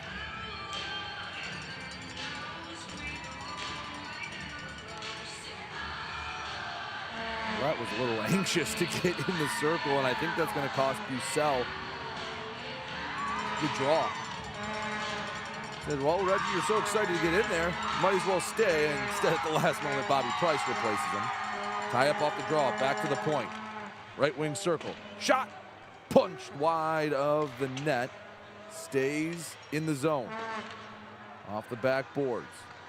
Favaro collects. Prowlers on the rush. Millette across. Couldn't get a shot off. Back behind is Oregon. And the possession ends for Port Huron, but they get it back. Right wing circle, shot, save, rebound. Doesn't make it to Brizgalov. And here comes Topeka on the rush. Right wing circle, shot, saved, by Bork. 9.5 minutes to go in this second period. Corey Checo has extended the Scarecrows lead. Bork trying to keep it right there. We'll step aside. You're watching Prowler Hockey on the PHP Network.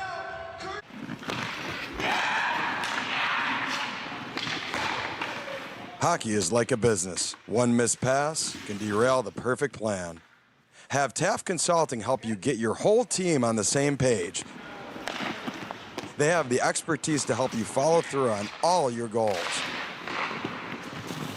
Find out how they can help you today by emailing taftconsulting@outlook.com.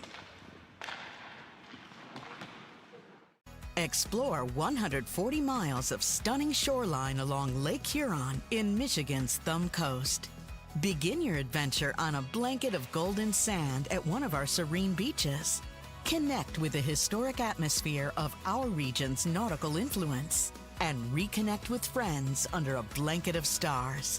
Plan your perfect getaway at bluewater.org.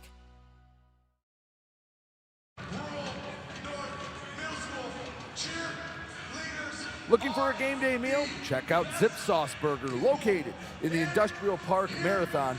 Zip Sauce is the official burger of the Port Huron Prowlers.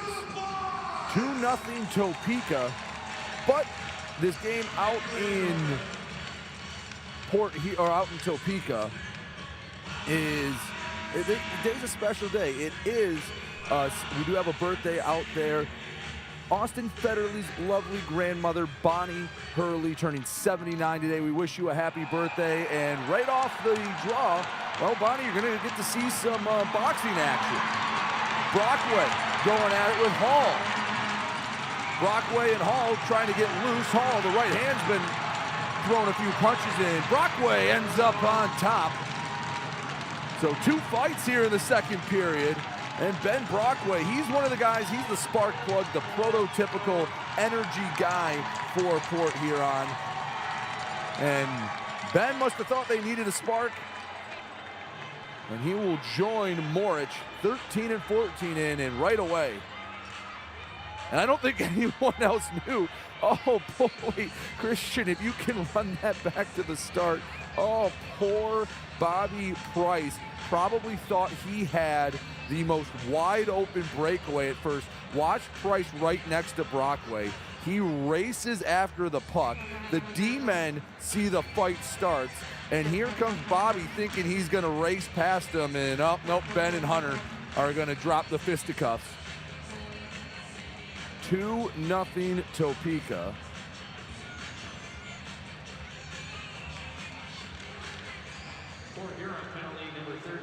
As Corey Checo beat Jamison Bork in his first pro action. Called in relief duty. Shot, Bork sprawls out and he's on top of it. A massive humanity around the crease, and Bork. And the goal he let in wasn't necessarily a bad goal. It was just a quick flick of the wrist from the point that got knocked away. Here's how Bork has started to settle in. This one through some traffic. He saw it all the way and was able to get the trapper on top of it before TJ Sneath could reach out and poke it past him. Reed Cooper started the game. And it's always hard to tell. And Chris Paulin, a former goalie himself, I'm sure had some conversations with Reed. I could not imagine it was because of play that he was sent to the bench. 9 minutes to go in the second period. 2-0 Topeka. Had some fireworks in terms of fights. Now we're hoping for some fireworks in terms of red lights behind the net. Pass broken up, right wing circle, shot, save, rebound, and Brizgalov able to get on top of it. More extracurriculars as it looked like they were trying to keep him. Patekin was just keeping Bizal away from his goalie. But Neil Brizgalov has struggled with controlling rebounds. Here's another one, shot from Lockhart, and that was center mass, and he still had to dive in front of it. Right now, maybe Port Huron, if they can find a couple shots to generate rebounds, cause chaos in front, could put the Prowlers in a good spot. Of the 9 shots, I'd say 3 or 4 have been at least bobbled by Brizgalov. Koash gets the boot. Avery Smith to replace him. No, just kidding. They'll send, who are they going to put in there? All right, it ends up being Papa Petros. And he gets the win on the draw, ties it up, and the Scarecrows get it out of their own end. Over center ice, diagonal dump, or no, it was controlled, excuse me, by Bork. And the temper's starting to flare again. Connor Lind and Austin Federley tied up. Lind drops the gloves, and coming to the aid of Lind, and immediately putting Lynn on the ice.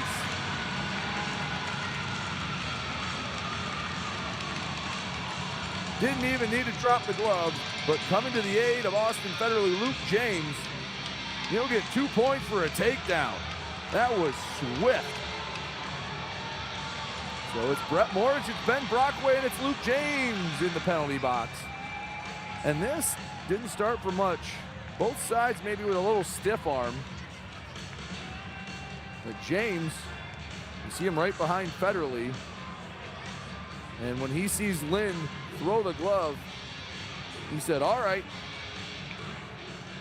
Absorbed one punch, and then all of Luke James ended up on top of Connor Lynn. So we now have 6 total penalties in the game. We still haven't had a power play all game long. 8:39 to go, second period, 2-0 Topeka.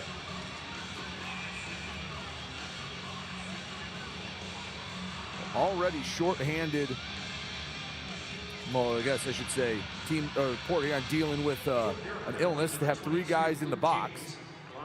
Hoping it leads to a little bit of a spark, erase this 2-goal deficit. Turned over between the hash marks, shot scored. Scott Coax, his 9th of the year. And twice now in this game, turnovers have led to grade A+ opportunities for the Scarecrows. This pass deflected, and Scott Coash, he's not the man you want to see with the puck between the hash marks. Those top cheddar.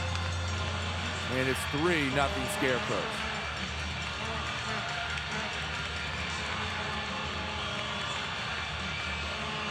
Wrong guy, wrong spot, wrong time for Port Huron.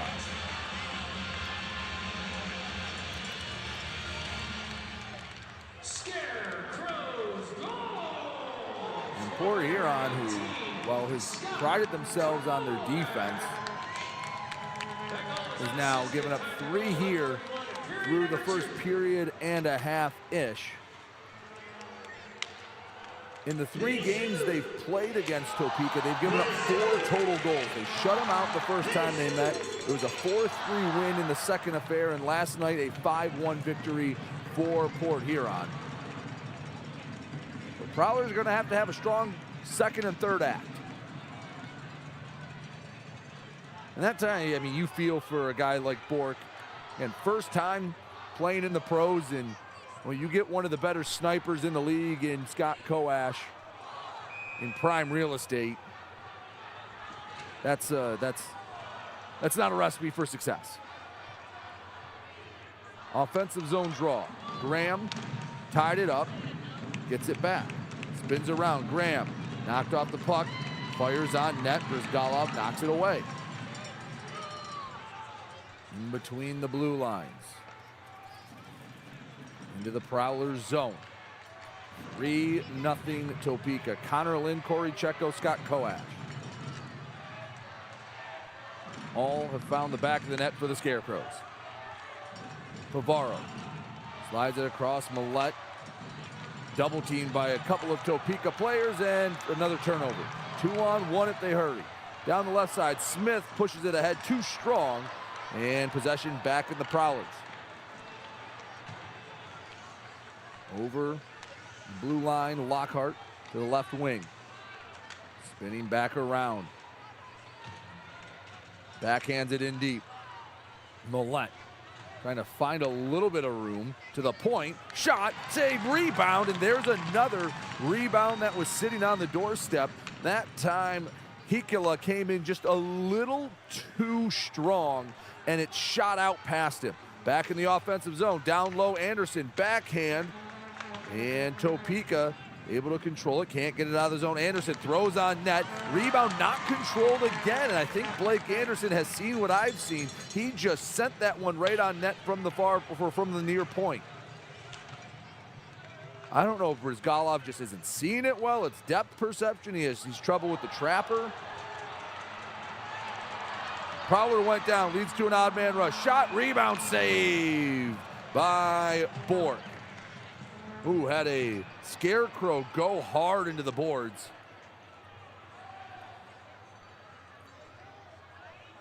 Now, of course, a wall between our camera and the Scarecrow. That's TJ Sneath. We take another look. He'll hold his shoulder immediately. First of all, Prowler tripped up by the linesman, the linesman, that was Federley, and then shoulder first into the board. That's not a good feeling. As Sneath comes to the bench.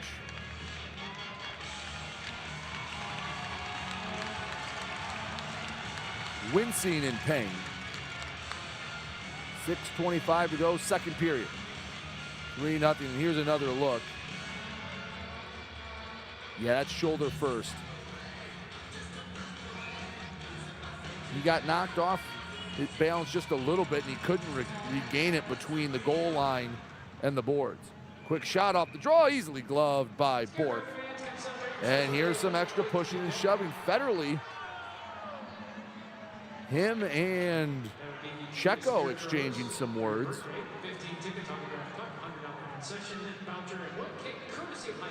Are they taking either to the box?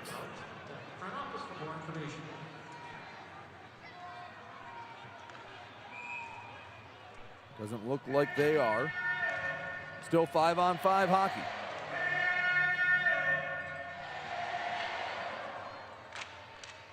Koash wins the draw. Quick shot, score.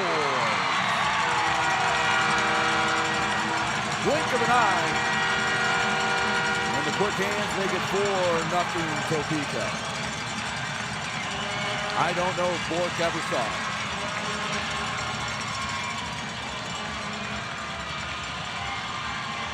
Off the draw, right to the tape, goes near side corner.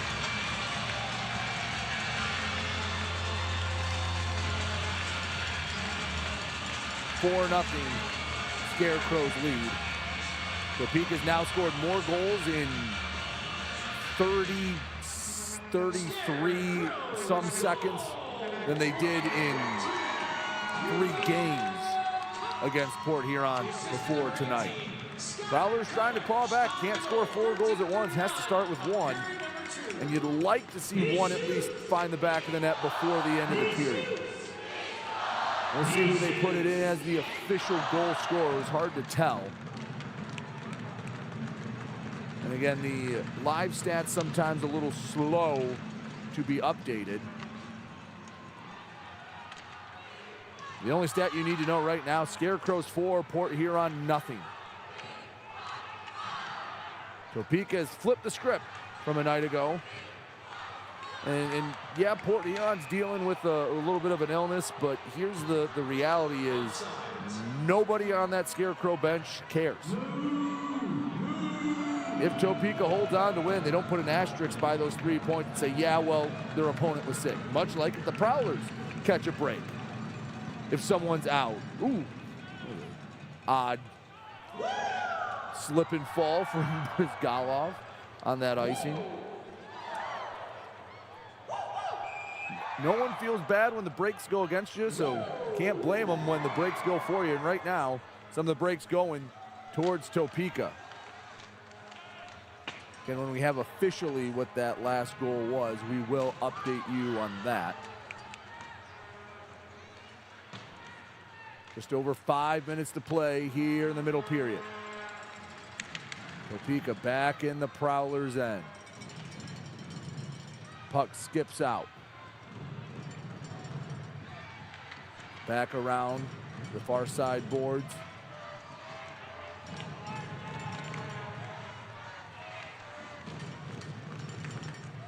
Prowlers just have not had enough sustained possession. A few flurries of opportunities, but nothing that has led to a goal. We have a whistle, 4:51 left to go in the second period. Topeka has opened a 4-goal lead. You're watching Prowler Hockey on the PHP Network. Over here in section 116. I've got the locked-in cam. SMR Automotive Systems is part of the Motherson Group and a proud community sponsor of the Port Huron Prowlers. We are one of the largest manufacturers of rear-view mirrors for passenger vehicles in the world, with local plants in Port Huron and Marysville. We strive to support our local communities and have positions available for various abilities and experience. Find out more about who we are at smr-automotive.com.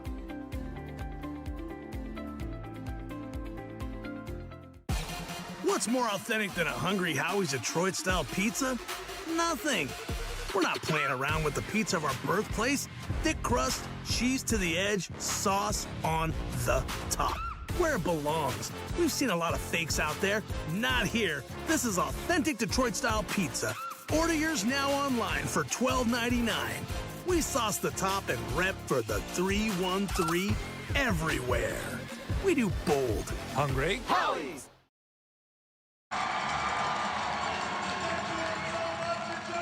Back here on the PHP Network, 4-0. Topeka has swollen the lead to 4. As again, once we know officially who scored that last goal, we'll let you know. But again, Port Huron has some work to do over the next 25 minutes. Starts with getting a little more time on attack, getting a few more possession or a few more shots on goal. As Brizgalov has had some opportunistic rebounds that he's gotten away with. Another shot, that one high over the crossbar. Off the glass, play goes on in the near corner.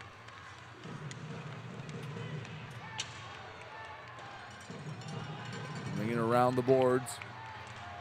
Prowlers back in their own end once more. Trying to find some sort of offense. Have to get it out of your own zone first.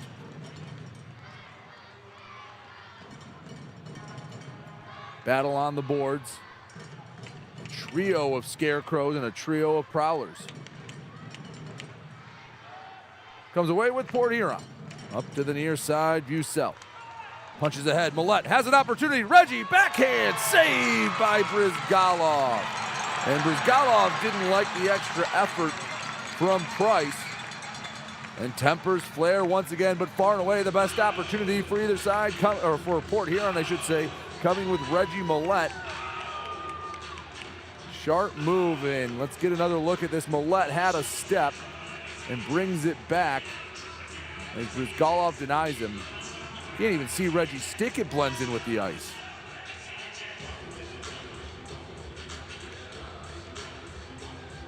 And then, again, a little pushing and shoving after the play. Is that going to bring the draw out to the neutral zone is the question. I believe it might.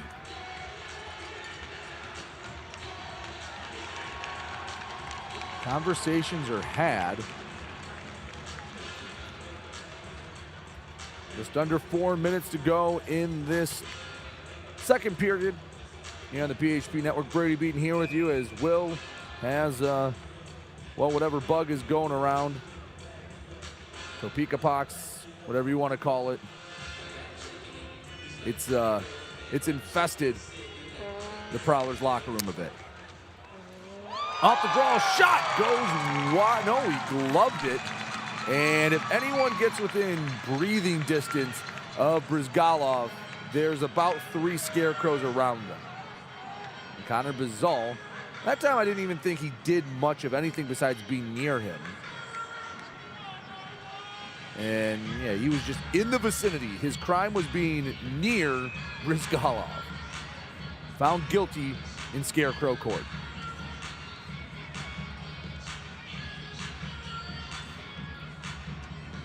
Matt Graham on the dot. Draws against Checo. He's going to draw against Checo. Draws against Checo. There we go.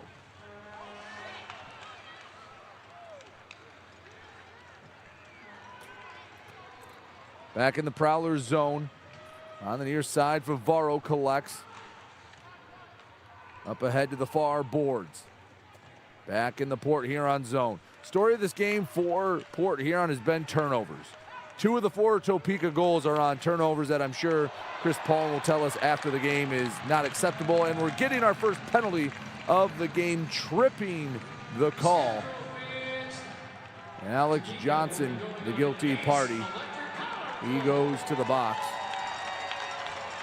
Oh, excuse me, Tim Organ, 75, not 25. And there you see Organ with the trip. And it took until there's 3 minutes left to go in the second period, but we have our first power play. Had 3 different fights in this game, but the first time neither side's on a man advantage.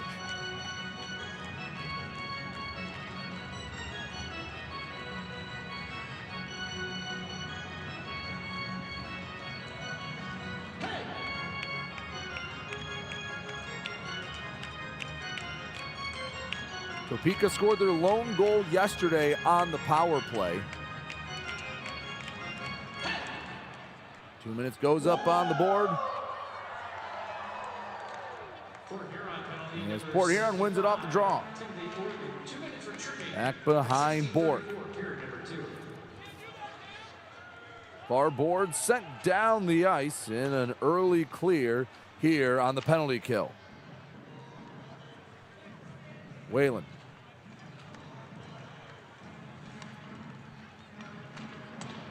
Dump and chase. Near side corner. Squirts out near the point. Scarecrows set up their power play. They still have about 1:25 left to go. Plenty of time. Rink wide pass finds its home. Put on the end boards. Prowlers looking for another clear. They turn it back over. Back to the point. Far side. 2.5 minutes to go in this second period. 1:08 and counting to go in the Tim Organ tripping minor. 4-0 Topeka. 3 goals have come in the second frame. Puck goes the length of the ice, and more time will melt away.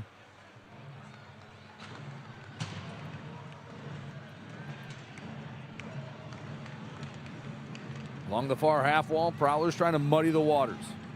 40 seconds till Oregon's a free man. Along the boards, puck pinned to the wall, and well, Port Huron's not going to have any issue with that.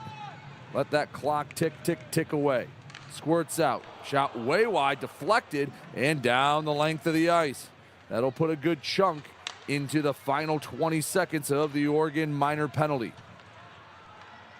Prowlers' first penalty kill appearance of the night, and it's looked fairly strong. 12 more seconds left to go, and it's again sent down. Brizgalov comes out of the crease to play it. But Oregon, a free man here as we return to 5-on-5 action the final 1:23 of the second period. Prowlers still looking for their first goal of the night. 4-0 Topeka. Into the corner. Battle for the puck. Poking, prodding, doing whatever they can. Avery Smith pinned along the boards. Lockhart trying to knock it loose. Alex Johnson down there. Lockhart, the one to come away with it. 1 minute remaining in the second period. Ends up on the near side. 2-on-2. Hicula missed wide. Ooh, and a big hit on the boards. Gives it back to Topeka. Over the blue line. And losing possession, and it ends up on the far side. I thought for a second Bork may have had it. Here comes Reggie. Camp makes one man miss, pass back, shot, scores! Prowlers on the board in the last minute. Tim Morgan cleans up, but it's the effort of Reggie Millette that puts Port Huron on the board. Or was it Matt Graham that knocked it home? He's going to lead them through the line. We'll take another look at this, but Reggie Millette outmanned here, goes through two different Scarecrows, and it's sitting right on the doorstep. That is a wide open net. And Port Huron gets their first one, and that's a big morale as Matt Graham, right place, right time. Still down 3, but that makes the mountain a little less treacherous to climb going into the locker room. If they can steal one more, final 20 seconds, shot goes wide and out of the zone. But even getting that one, a little bit of a morale boost. And do we have a delayed penalty on Topeka? Bork was out of the net. So with about 8 seconds left, I didn't see the initial call. There's the right arm of the official. Bork's out of the net, so yes, Port Huron. Gonna go on the power play. Hugo Koch to the sin bin. Now for the final few seconds in the period, doesn't mean a whole lot. Let's see if we can find where this penalty came. And in real time, didn't see it. And if the live stats ever do get caught up, we will be able to tell you officially what it was.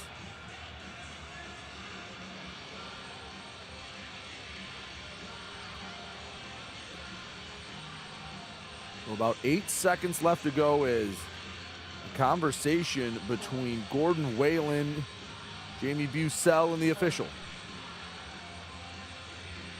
So these 8 seconds are kind of whatever for Port here. Obviously, if you score in the final 8 seconds, that's awesome. But you can't set up too much. Maybe a couple passes and a shot, maybe a rebound. Now Federley's coming over to have a conversation. I think they're asking if more time is going to go back on the clock.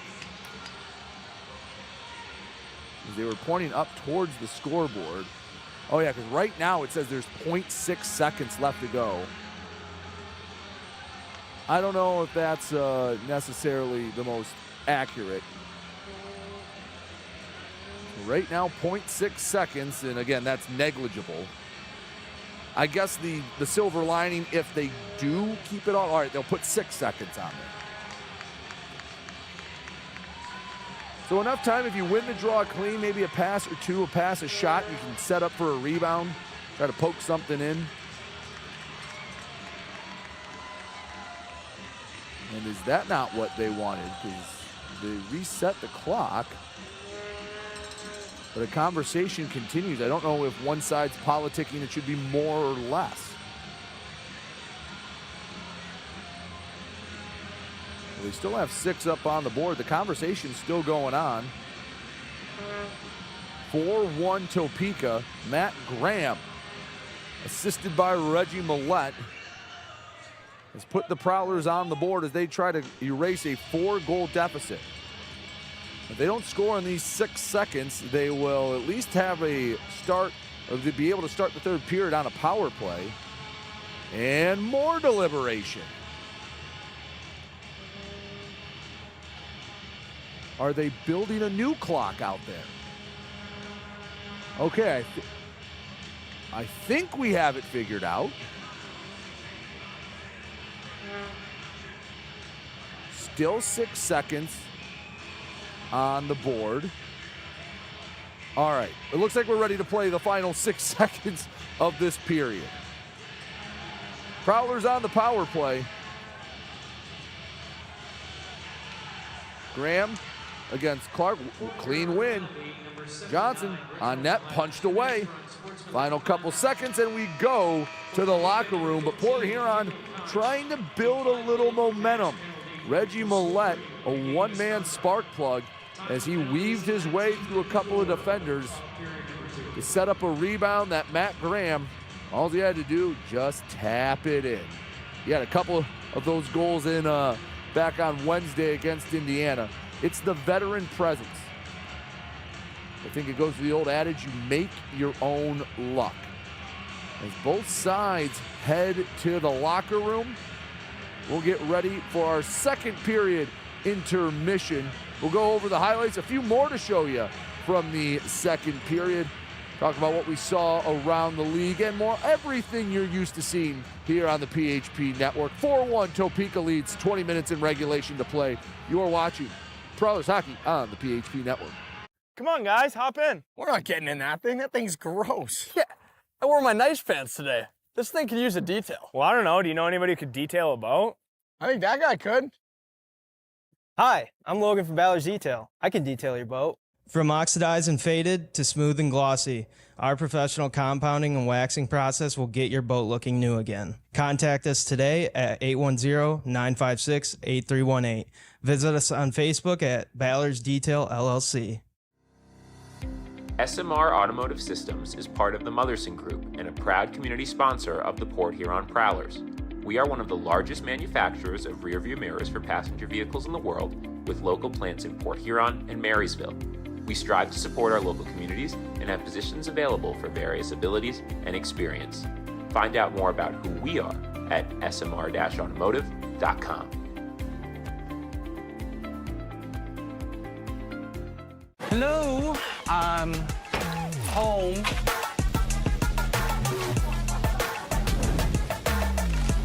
There he is. What is happening? Relax. We won. They brought back the snack wrap. Spicy or ranch? Spicy. Yeah, go. Yeah. Just one little bite. Can you stop? Oh, sorry. Gather your crew. Snack Wrap is back. This isn't working. LJ, pass me those flyers. No look behind the back pass. It's a hope play. LJ, come on. Gap up. Close the gap. Close the gap. What are we saying? This isn't working. We need a shift change. Let's bring in the professionals.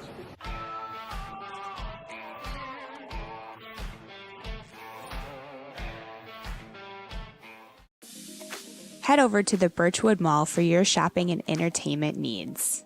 Hop on the carousel, shoot some hoops, or visit some of their great stores such as Gerlach's Woodworks, where they specialize in handcrafted wooden decorations. Add to your fan cave a Prowlers themed creation. Upgrade your bathroom at Luxury Bath Mobility Remodelers. They can fully customize your bath or shower to fit your needs, and they also do flooring. For the sports fan in your life, pick up a unique gift from Pro Edge Sports. Jam-packed with all kinds of memorabilia. There's something for everyone. And it's not a trip to the mall without Auntie Anne's pretzels. Grab a freshly made full-size cup of pretzel bites and wash it down with some frozen lemonade.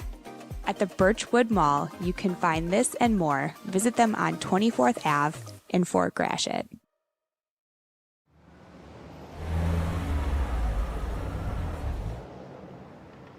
Hey guys, what's going on? Hi guys, we just stopped at Industrial Park Marathon to get some fuel and some snacks before the Prowlers game at McMorran. Nice.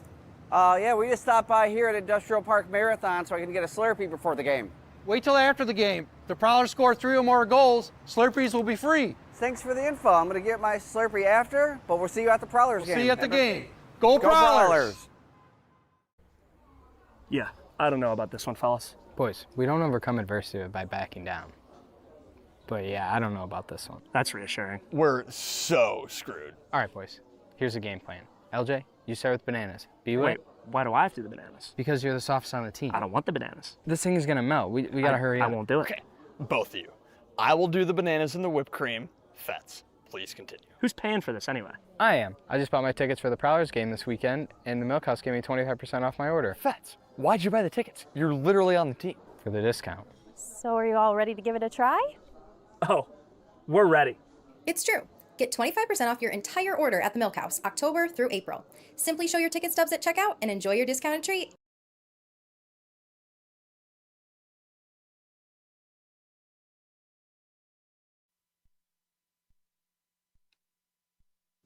Back here on the PHP Network, Brady Beaton here with you as after 40 minutes of play, it's Topeka 4 and Port Huron 1. It was a not great second period. Ended with a high note with Matt Graham getting the Prowlers on the board, but a lot went wrong for Port Huron in the majority of that second period. We'll take a look at all the highlights as we bring it up. We'll start with the first goal of the game back in the first period as Topeka got on the board.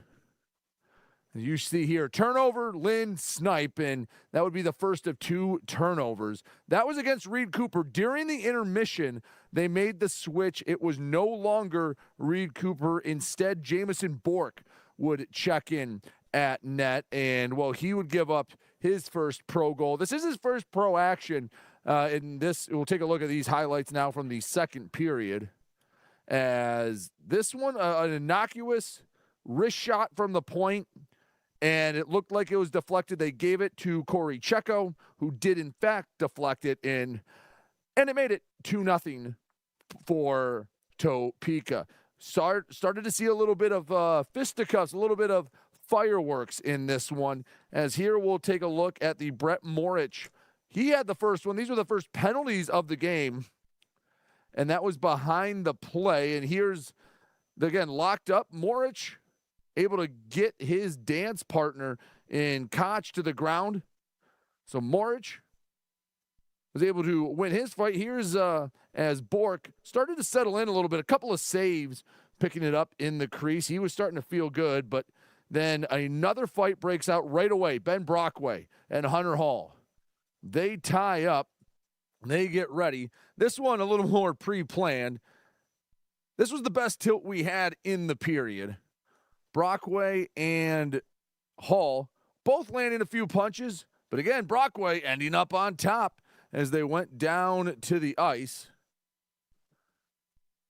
And then we'll go now as the third and final fight in this one. Luke James and Connor Lind.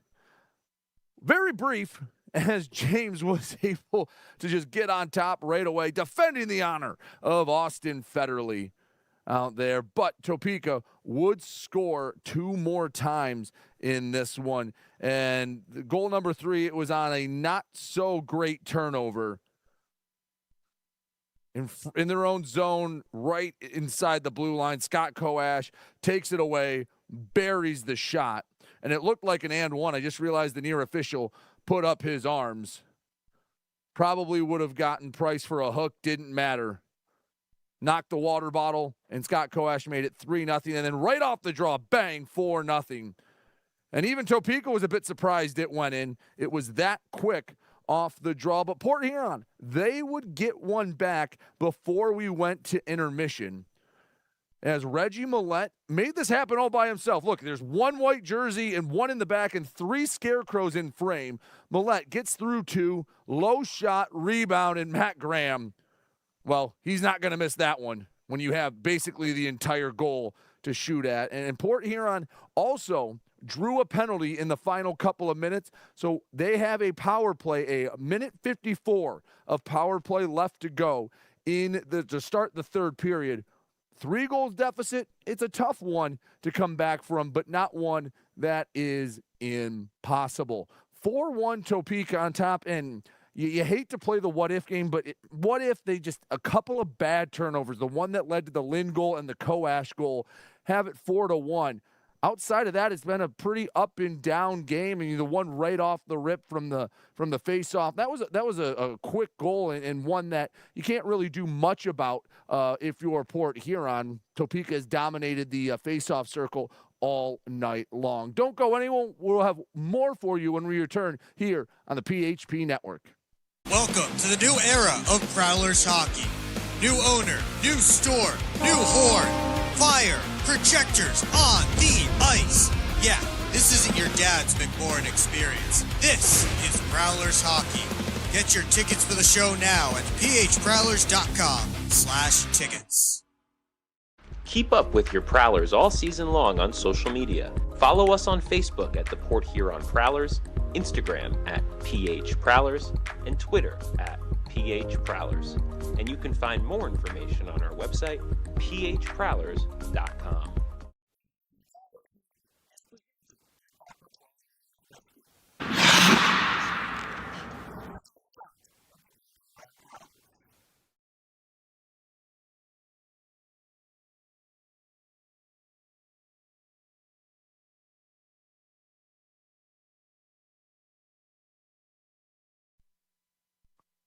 Back here on the PHP Network, 4-1 Topeka leads in our game. Let's see what's going on around the rest of the FPHL.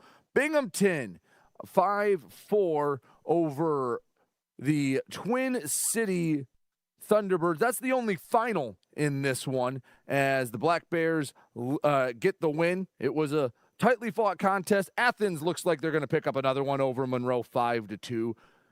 Columbus and Petey, that was a 4-1 game last intermission, but Petey fighting back. The Ice Cats have them within one, and I'm sure some excited fans and some nervous River Dragon fans playing in that one. Danbury doubling up Watertown 6-3, and we've had a tough one between Blue Ridge and Indiana. 2-2, the Sentinels battling at home in Columbus. Again, they're playing a much better game, and Biloxi 3-1 on top of the Zydeco. Let's take a look at the stats through two periods in R1. 4-1, Topeka leading Port Huron. Shots on goal 19-13. Again, when you get some of those opportunities that Topeka has, shots on goal are not going to be I guess the quantity isn't what you're talking about. It's the quality that really leads the way for Topeka. Two prime chances on turnovers. Topeka, I mean, you see the PIM, but a lot of that is just the fighting that has happened. Each side has had 3 fights. Topeka is now on the penalty kill to start the third period. So associate head coach Chris Paulin and company will get the entire break to try to set up what they want to do on the power play to start the third period. They are down by 3, 4-1 Topeka. Seeing if the Prowlers can roar back into this one. We'll step aside. We'll have more for you when we come back here on the PHP Network. Welcome to the new era of Prowlers hockey. New owner, new store, new horn, fire, projectors on the ice. Yeah, this isn't your dad's McMorrin experience. This is Prowlers hockey. Get your tickets for the show now at phprowlers.com/tickets. Keep up with your Prowlers all season long on social media. Follow us on Facebook at the Port Huron Prowlers, Instagram at PH Prowlers, and Twitter at PH Prowlers. And you can find more information on our website, phprowlers.com.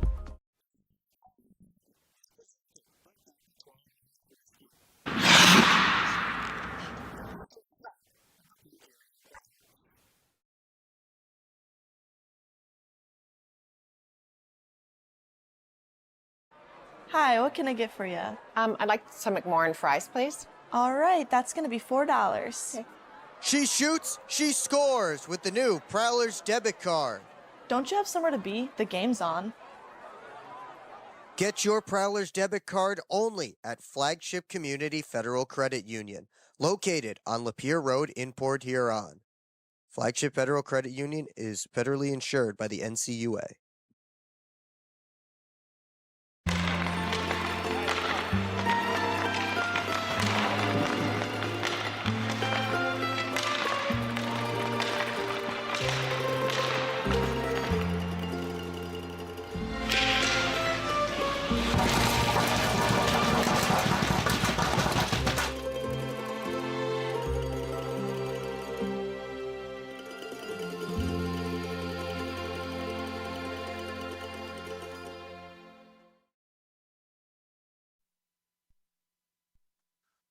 Back here on the PHP Network, Brady Beaton with you here is Will Wiggleman, one of the many Prowlers that have caught the bug. We hope to see Will back tomorrow, but right now Port Huron does trail 4-1. However, I do want to make a correction. One thing that, again, doing this game remote and you don't get to be in the rink and you don't see everything. That penalty at the end of the second period was actually a 5-minute major to Hugo Coach, who actually got credit for that fourth goal. So once everything was updated, Coach gets the fourth goal, but he also has a match penalty and a 5-minute major for slew footing. So the Prowlers will be on basically a 5-minute power play to start the third period. You can make up some ground big time. You get one, hey, you're feeling good. You get two. The pressure is all on Topeka.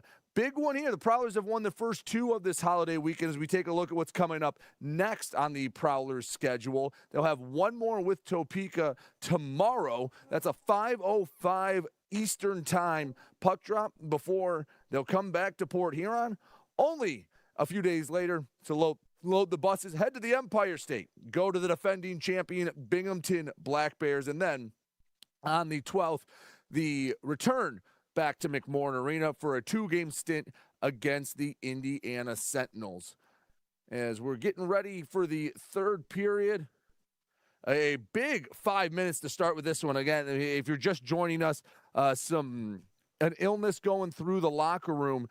If you have something left in you right now, you have to dig down deep and find a way to give you the best 5 minutes, because this is what in any sport, basketball, football, hockey, when your team's trying to make a comeback, they'll always say survive the storm, because you know Port Huron, they're going to come out ready to go. They're going to come out, try and, they're going to have the most energy in the first, we'll call it 3 to 5 minutes, since it's a power play, a major power play, have those 5 minutes to come out. But if Topeka is saying just hold water, get us through this power play, because on the flip side, if Topeka is able to hold off Port Huron, not only is a 3-goal lead with 15 minutes left to go in a game, a pretty good shot to win the darn thing, but it's demoralizing for Port Huron. It's, man, we just had a great opportunity to come back in this one, and, well, we let it go by the wayside. Port Huron has not lost to Topeka yet this season. 3-0 against the Scarecrows.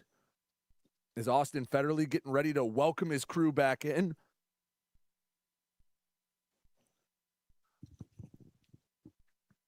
Trying to find a way.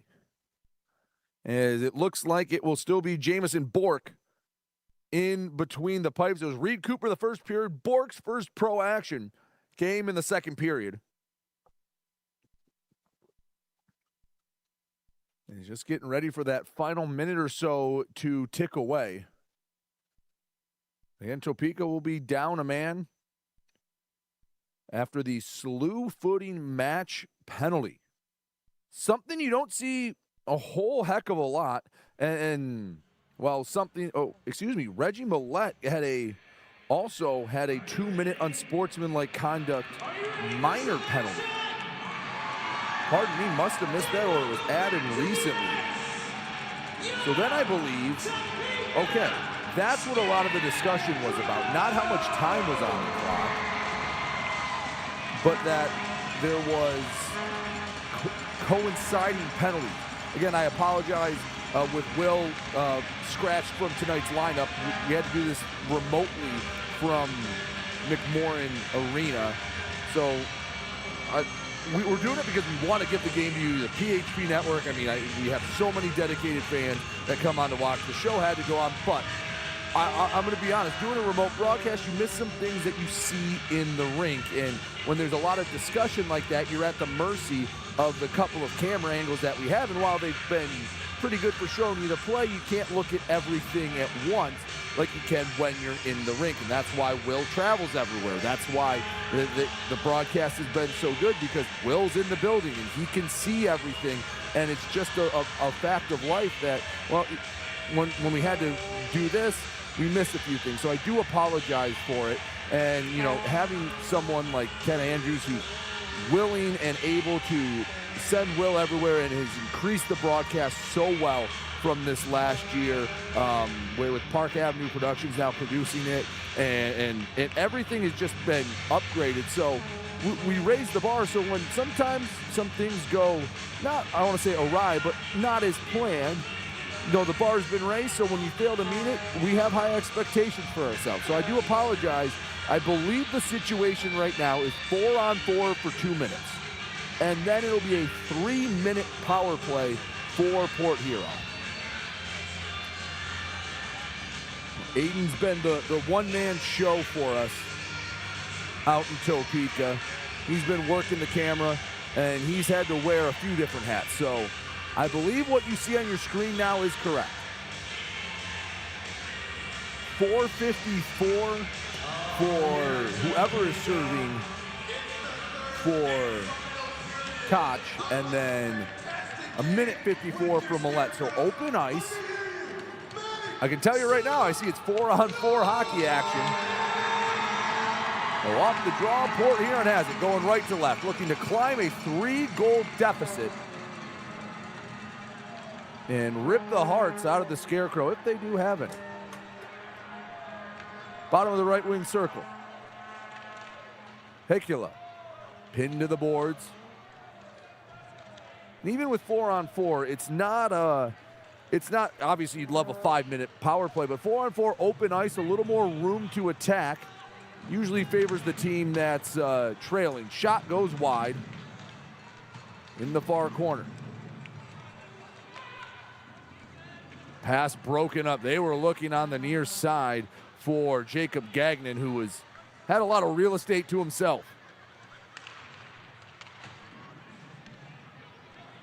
At the blue line, their own blue line for Topeka. About a minute into this third period, Reggie Millette comes out of the sin bin in 55 seconds for a 3-minute major power play. So if Port Huron scores, they will stay up a man. Bork gets the save. Get some different skaters out on the ice.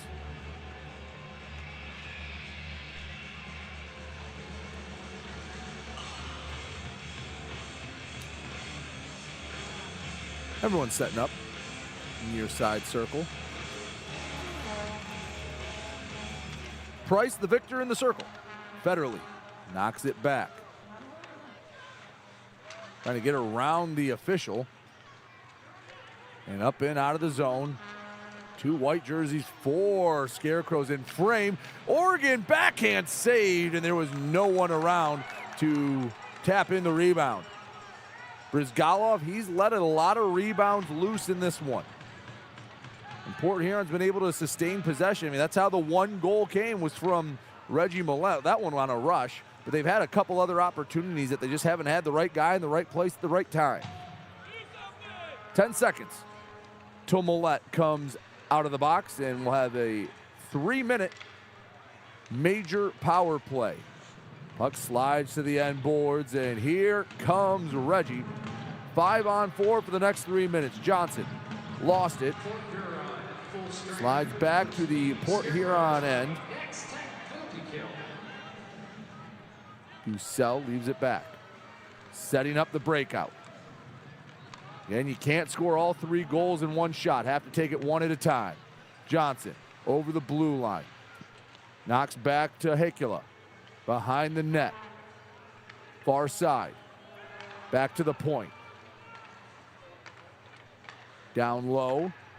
Patient power play. Shot! Swallowed up. That's the first real absorption of a shot from Brizgalov. He couldn't have picked a better time. 17:28 to go in the third. 2:22 left to go in the major penalty. Brizgalov pinned that to the right rib. Graham in the circle against Clark. Clean win for the coach. Another shot doesn't make it to Brizgalov. Shot something on the ice. Is that a glove? I believe it is. Didn't see anyone leave for a helmet. Looking for Millette in between the circles. Kept in the zone by Favaro. Back behind the net. Just over 2 minutes to go in the major penalty.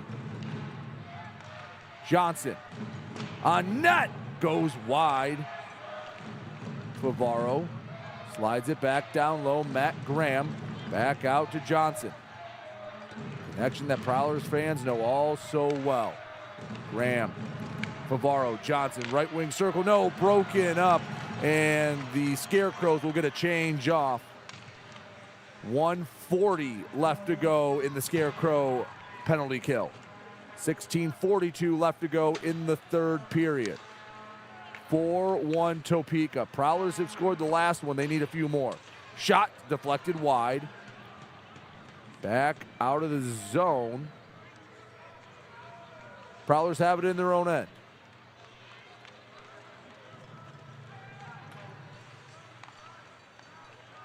Prowlers trying to set up an attack. Up to the near side, Anderson. Looking for sustained possession. Puck hopping to the corner. A very disruptive penalty kill from Topeka. To the point.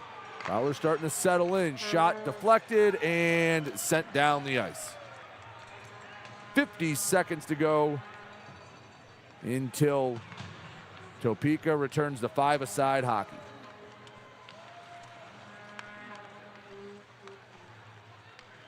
Millette into the zone.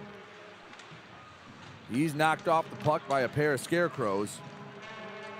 30 seconds on the man advantage. Left wing circle spinning back on the hash marks. To the point. Johnson shot and a sprawling save from Daniel Brizgalov. 15:24 to go and it's still 4-1. Some D-to-D passes. Not sure if that one was on net. Brizgalov didn't want to leave it to chance. Graham on the near side circle. Hoping they can steal at least one on the man advantage. A clear is going to eradicate the majority of the time left for the Prowlers power play. 5 seconds left. Kept in by Millette. Back to 5-on-5 hockey. In the corner, backhand. Trying to find someone in front. Shot from Bizal is knocked away. And here comes Topeka racing down 2-on-1 if they hurry, and a little slow to get to the corner. And didn't play that one all too well. Port Huron able to recover nicely. 14:40 to go in the third period. 4-1 Topeka. As now the Scarecrows, they kill the power play, they can go into a shell. They can force Port Huron to take some chances that in a tie game and early in a game, they're not going to take. Covered up by Jamison Bork. 14-18 left to go in this one. Topeka 4, Port Huron 1. You're watching Prowlers Hockey here on the PHP Network. Hi, what can I get for you? I'd like some McMorrin fries, please. All right, that's going to be $4. Okay. She shoots, she scores with the new Prowlers debit card. Don't you have somewhere to be? The game's on. Get your Prowlers debit card only at Flagship Community Federal Credit Union, located on Lapeer Road in Port Huron. Flagship Federal Credit Union is federally insured by the NCUA.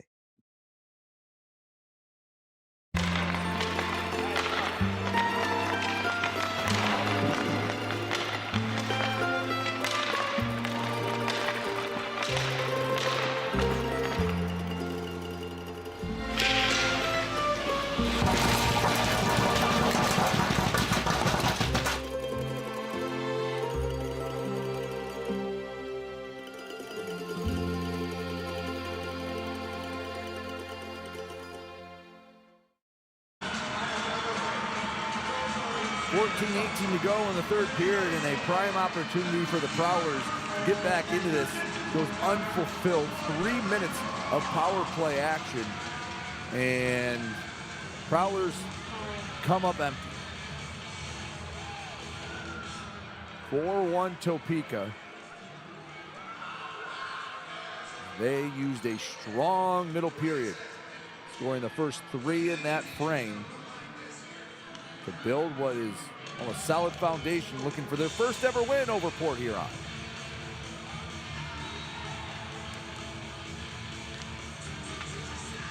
Prowlers win the draw. They've gotten better as the night's gone on.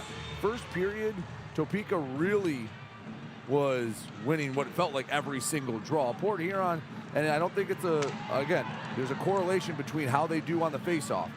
Pass across, shot knocked away. There's a correlation between how they do on the faceoff and how much puck possession they have. And a sharp angle, ends up back at the point. Off the end boards. And again, Topeka, they can play for a perfect shot. They don't have to try and force anything. That's the luxury you're afforded when you're up 3 goals. Over center ice, dump in the chase from Bucell. Nearly turned over. Prowlers would love to play that reverse card and get one back the same way they gave up 2. Down low. Backhand, loose, and Brizgalov able to get on top of that. Port Huron generating more opportunities, but Brizgalov has been beat but one time. Here you see again Austin Federley. A little dipsy-do around the defender, and then the backhand stonewalled by Brizgalov.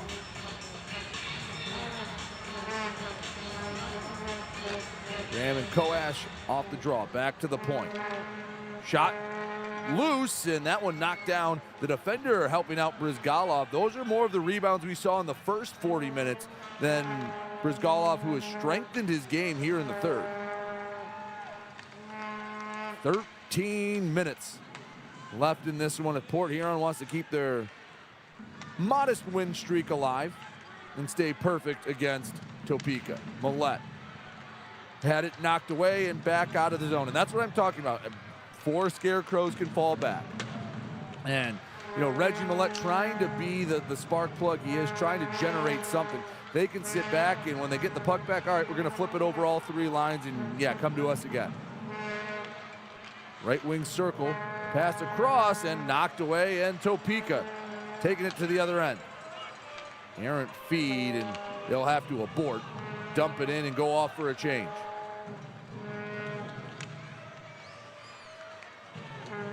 Alex Johnson leaves it behind for Favaro. Into the offensive zone. Hicula. Shot is deflected up and into the netting. 12:05 to go in this third period.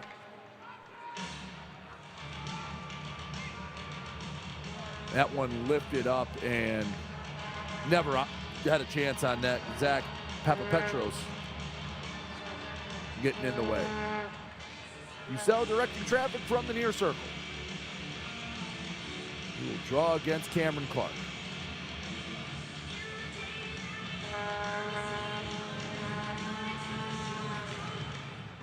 Win for Bucell. Slap shot high over the net. Stayed in play. Prowlers will continue this. Johnson comes down. Pass a little too strong for Bucell to the far corner. Leaves it back. Bucell trying to decide which ways to go. Controls it to the middle of the ice. Turns around. Fires in the general direction of Brizgalov. Rebound, shot on net, and that one loose, and finally a whistle. And some extra pushing and shoving. Brizgalov took a minute to locate the puck. Let's get another look at that shot. Again, for a second, Brizgalov not sure behind him. There's no Prowlers in the vicinity. Or I believe one of the officials lost sight of it because it looked like it was sitting by his right skate. $50 for the 50-50. Who's going to draw?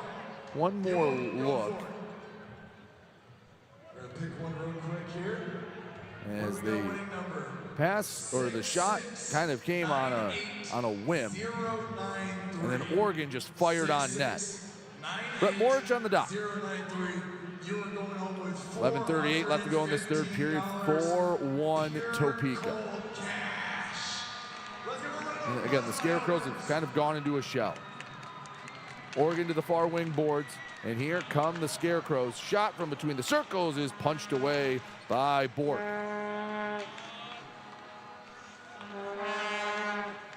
Back behind the net to the near side, Bizal. Takes it over the Scarecrow logo. Ringing around the boards. Brizgalov comes out to play it.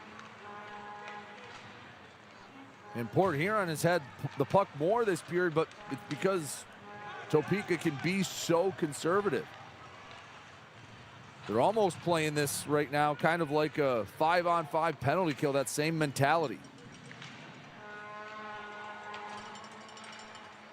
Outlet to the near side. Skating over the red line, getting knocked off the puck before he gets over the blue. Throwing that hit was Bobby Price. Reggie, he skates it into the zone. Oh, he collides with the linesman, still chasing after the puck. And Topeka again flips it over a couple lines. No, it was knocked down at some point. Back in the Scarecrows end, but back on a Topeka stick. Puck still loose. Favaro on the backhand, and the pass doesn't find a home. Almost midway through this swift-moving third period. 4-1 Topeka on top.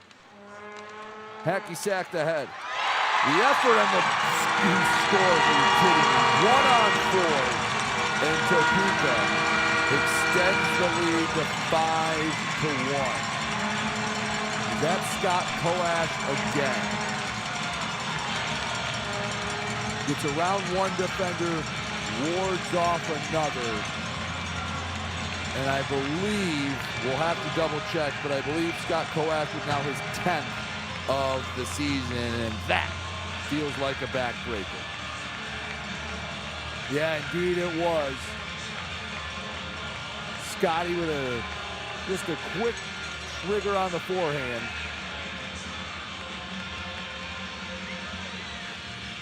Five, 1, Topeka. 2 goals for Koash.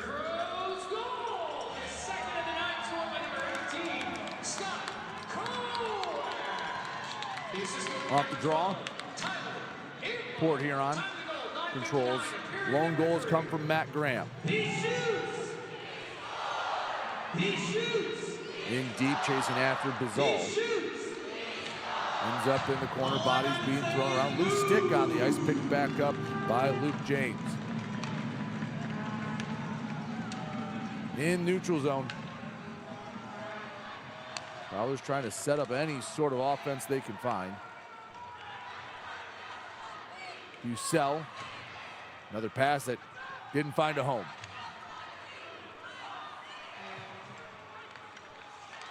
Johnson, backhands. Bucell trying to generate some offense, slows down, makes a move, bottom of the circle, shot from a sharp angle, rebound, still loose. Port Huron has it. Left wing circle. Leaves back for Johnson. Wrist shot, doesn't make it through a heap of traffic, or at least doesn't make it through undeflected. A shot from the far point. That one definitely didn't make it through. Pitchforked up ahead. And Johnson trying to reset this offense. 8:39 and counting to go in this third and final period. Port Huron trailing 5-1. Again, in the 3 other games they played Topeka, they gave up a combined 4 goals. A shutout, a 4-3 win, and then last night just 1 lone goal.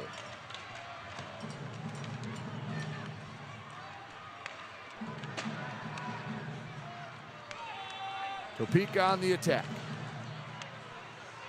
Has it on the hash marks to the point. Shot goes high and wide. Play goes on. Millette collects. Over his own blue line. He will slow it down, leaves it back.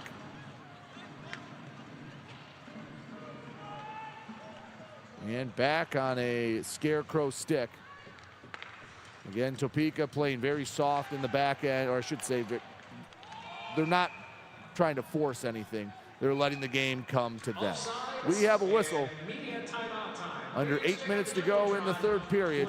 Scott Koash has re-extended the lead to 4, 5-1 Scarecrows. We'll step aside. You're watching Prowler Hockey on the PHP Network. Discover everything banking should be with Advia Credit Union, like earning real financial advantages. You can earn up to $1,000 with your new account. Plus, save an average of nearly $4,000 in interest when refinancing. Get started with a low-rate credit card balance transfer. Enjoy easy access to your money anytime, anywhere. Make the switch today at adviacu.org/real people. Advia Credit Union. Real advantages for real people.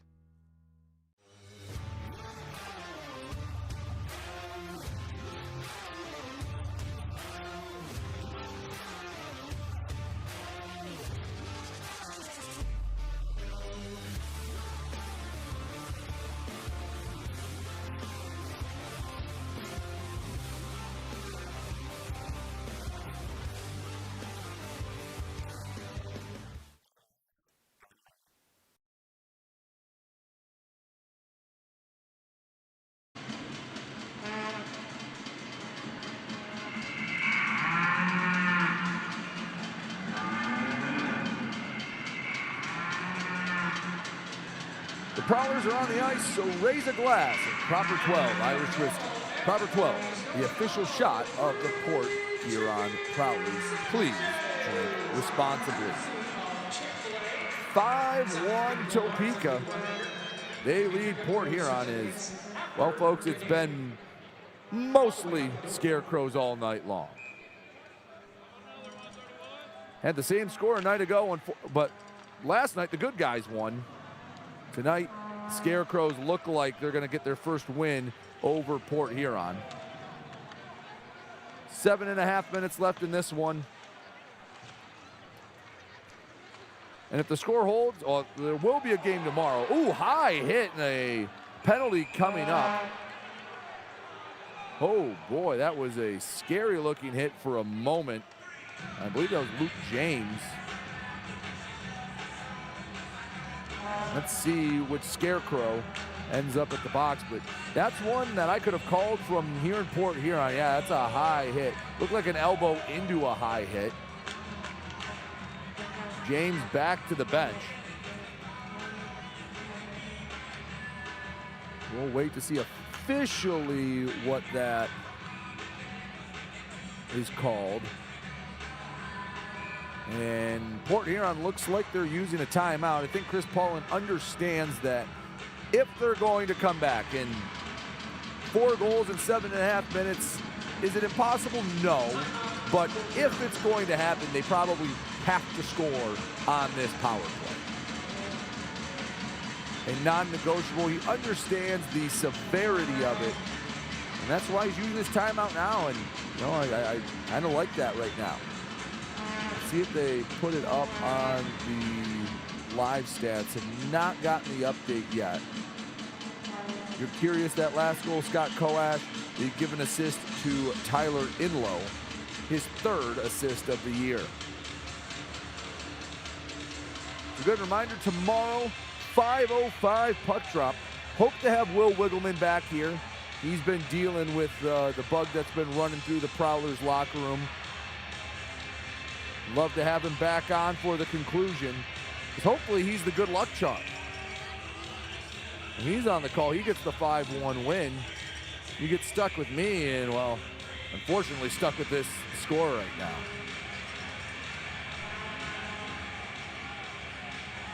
Let's see who they send to the box. Again, live stats take a minute to update. Now, another discussion with the officials.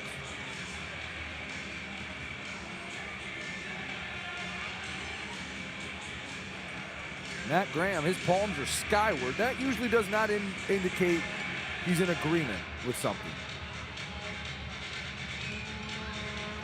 And I like this move from Chris Paulin. Pull in the goalie. You lose 6-1 or you lose 5-1, who cares? In any game, I call this burn the boats time, where, you know what, if something bad happens, you're down by a lot. It doesn't matter. Hey, you know, sometimes in basketball, you're down a lot in the final minute. You got to throw up shots. You're down 3 scores in football with 5 minutes to go. You got to throw some long passes. If it's intercepted, who cares? And right now, down 4, Port Huron pulls the goalie on the man advantage. I like this. Said before the timeout, if they're going to come back, it has to start with a goal here. And, well, the empty net indicates the severity of it. Alex Johnson, left side, gives down to the corner. 6-on-4 action for the next minute 50. In close, battling in front of the crease, pushing and shoving, and Brizgalov ends up on top of the puck.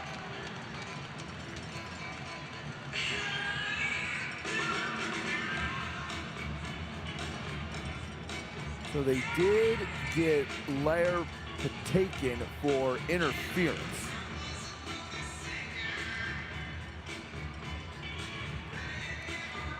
So interference was the call. 1:44 left to go until Topeka back to full strength. Empty net for Port Huron. Favaro gives to the right wing circle. Tried to hacky sack it to the tape. Down low, Matt Graham. Scarecrow goes down, play goes on. Johnson, the right wing circle, quick shot, didn't get a lot on it, and Brizgalov able to stonewall the Prowlers again. 6:45 left to go in the third, 1:21 left to go on the man advantage.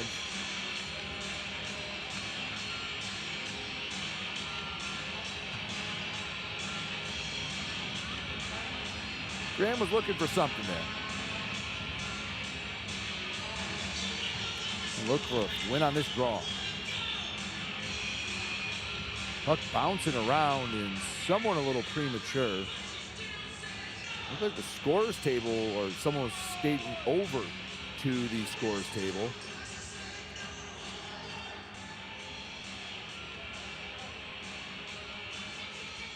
Prowlers patiently waiting.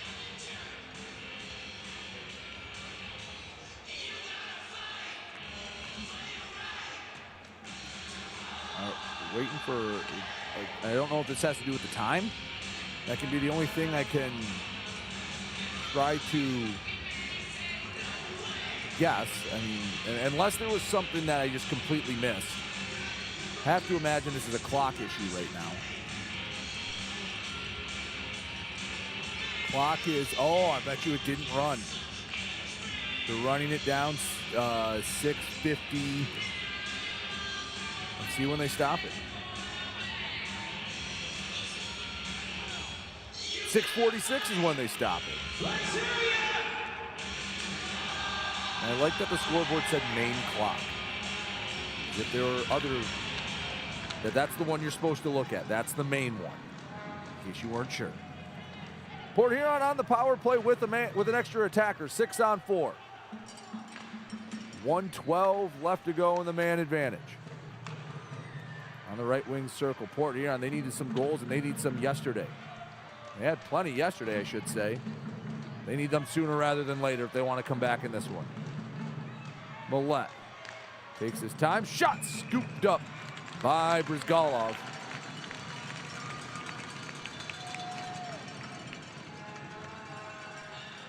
Millette had a little bit of a lane, never really elevated. And even if he misses with the trapper, that left pillow was sitting right there to kick it away.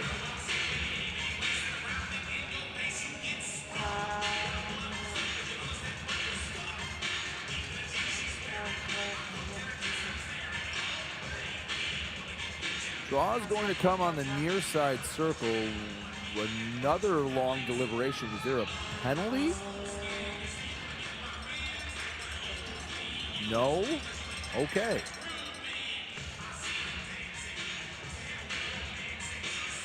Told we can play hockey again. So let's play some hockey. Or not.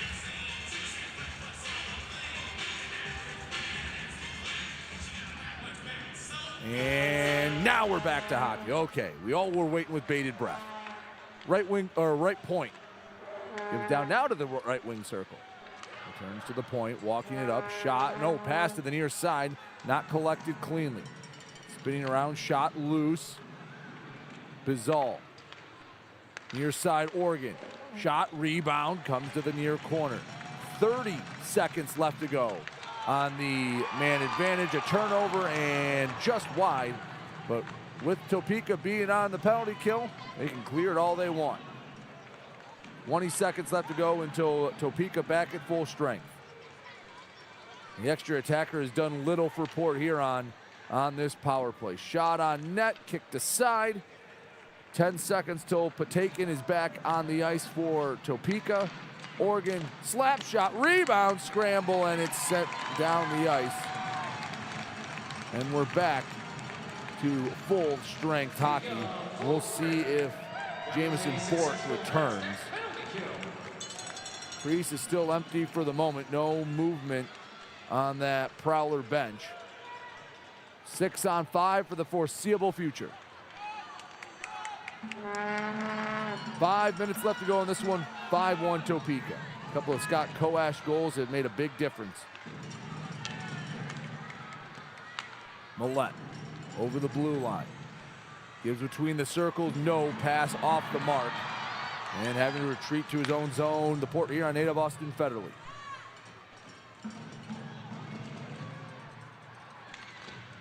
On the end boards. Battle for it. Vizgalov hugging the post. And down the ice it goes. Wide, and that is an icing. 4.5 minutes left in this one. Topeka controlling game 2 of this 3-game set out in Kansas. We'll step aside. You're watching Prowler Hockey on the PHP Network. Discover 1195 Gastropub in Marysville. Burgers, pizzas, apps, and pub favorites like filet mignon and grilled salmon. Open Monday to Friday, 4 to 9 p.m., weekends 12 to 9 p.m. Join us for happy hour, Monday to Thursday. Enjoy half-off bottles of wine every Wednesday, and don't miss Thirsty Thursday with $4 draft beers. Great food, cold drinks, good times. That's 1195 Gastro Pub. It's time to wake up on the sunrise side of Michigan. Wake up to beautiful beaches. Wake up to vibrant urban landscapes. Wake up to unique eats. Wake up to charming coastal towns. Wake up to cozy entertainment. Wake up to Michigan's Thumb Coast. Plan your perfect wake-up call using bluewater.org.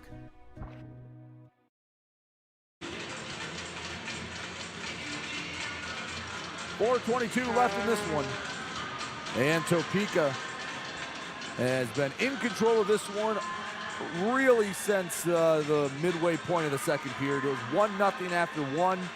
It was 4-1 after 2, and Topeka with a lone goal here in the third period.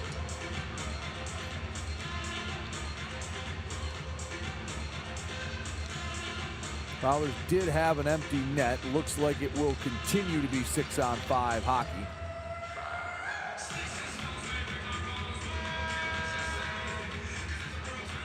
Horn sounds, and we're ready to finish out this third period. Prowlers hoping for an epic comeback. Topeka just trying to get across the finish line. They've done all the work they need to. Turnover shot from Millette, and it's knocked away by Brizgalov. And Reed Cooper started this game, played in the first period. The second and, well, most of the third, played by Jamison Bork. Change came at the first intermission. At their own blue line, Millette slides up the near side. Bavaro down low on the boards. Graham, and he couldn't do much with it. Back on the attack, Millette pokes in deep. 3.5 left to go in this one. And all academic in Kansas. Have a whistle.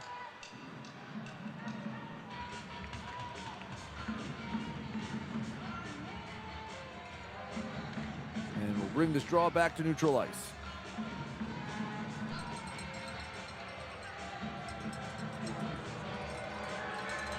No, excuse me. They're just going off for a very slow change.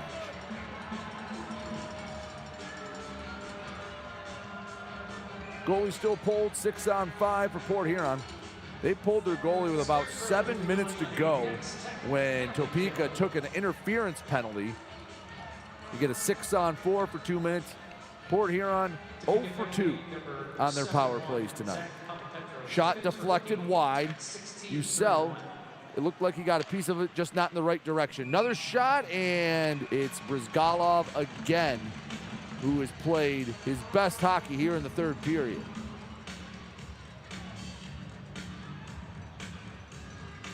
Port Huron now out shooting Topeka. Oh, did we get a penalty? Excuse me, we did. So another 6-on-4.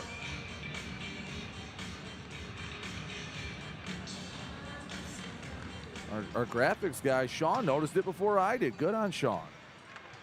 On the point, gives back one-timer and contact, and the play continues. Another shot deflected, rebound, knocked wide. 3 minutes left to go. Prowlers need to average better than a goal a minute. On the far boards. Down low. Prowlers with numbers, couldn't get it across to Anderson. He was set up, locked and loaded, ready in that left wing circle. Puck never found its way to him.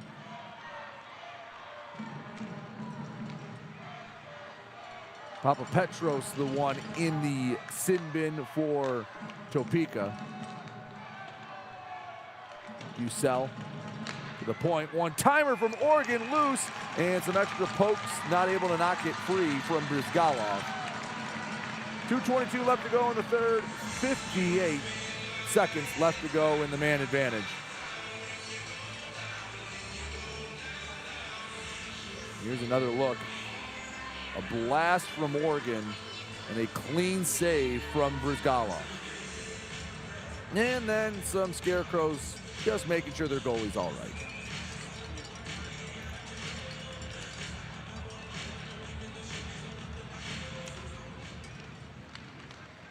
Port Huron off the draw again. Quick shot, rebound, sitting in between the hash marks, couldn't do anything with it. Johnson to Favaro. Down low. Returns to Favaro. Wrist shot loose again, and Topeka's defenders have done a really nice job helping out their netminder when Brizgalov has given up rebounds. More often than not, there's someone in a black uniform there to deflect it, send it to safety, clear it down the ice, whatever it may be. 22 seconds left to go in this third period. And tonight was the Scarecrows' night. Take advantage of a couple of turnovers. Play strong in their own end. And are 90 seconds away from the first win over Port Huron this year. Back to full-strength hockey.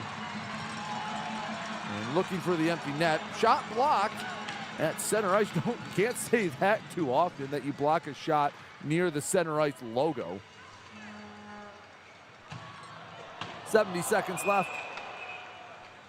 A whistle and an icing. Draw will come all the way down to the Topeka end. Again, next broadcast will be tomorrow, 5:05 puck drop. About a 4:45 pregame show will start. Hopefully Will be on the mend by then, back up, and ready to bring you what hopefully will be a Prowlers win. And, you know, take 2 of 3 on a road trip out to Topeka. Port Huron to Kansas is not a short drive. It's about a half day on the bus.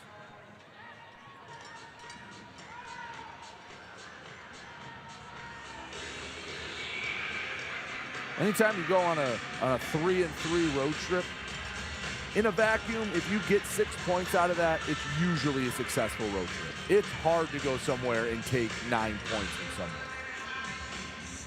And Topeka, not a bad team. Not by any stretch of the imagination. They're going to be battling for a playoff spot all year long. And we get a timeout from someone. Looks like we did. Whoever didn't use it last time, I presumed it was Chris Paulin that used the timeout, although I don't know why. I mean, in actuality, it's a 5-1 game with 50 seconds left. it would take an intergalactic collapse to lose this game. It would essentially just have to be, and for some reason, cows are mooing in the background. I don't know what they're playing out in Topeka. Essentially, for Topeka to blow this lead, it would have to be win on the draw, score. Prowlers win on the draw, pass ahead, score. And then that 2 more times, and then they're only tied. So I can't imagine there is a ton of strategy being discussed. Again, I don't know. I'm presuming this one was Robbie Nichols that took the timeout.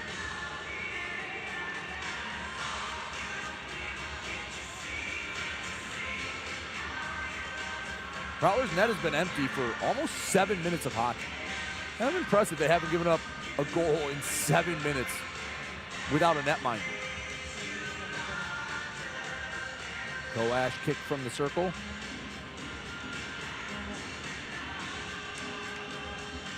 Or what are we waiting for? Is it another clock issue? They are running the clock down. Should be to about 50 seconds.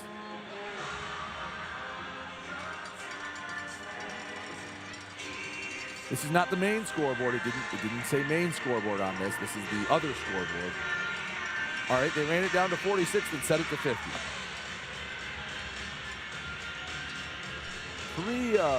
Three rights make a left, I guess. There's the main clock. That's the one we're supposed to look at. Come on, Aiden. It says it on there. It says main scoreboard. Aiden's done a great job, especially having to do extra duties today with Will on the mend. And delay a game penalty. That's what Alex Johnson was signaling for, but down to 42 seconds. I mean, Prowlers will go back on the power play. Or at least Johnson was asking for it. Here's on the replay. Yeah, everyone was asking for it right away. And the Prowlers do not get the call.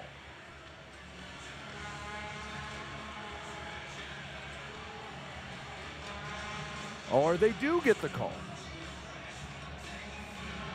Okay. They have to send someone to the box.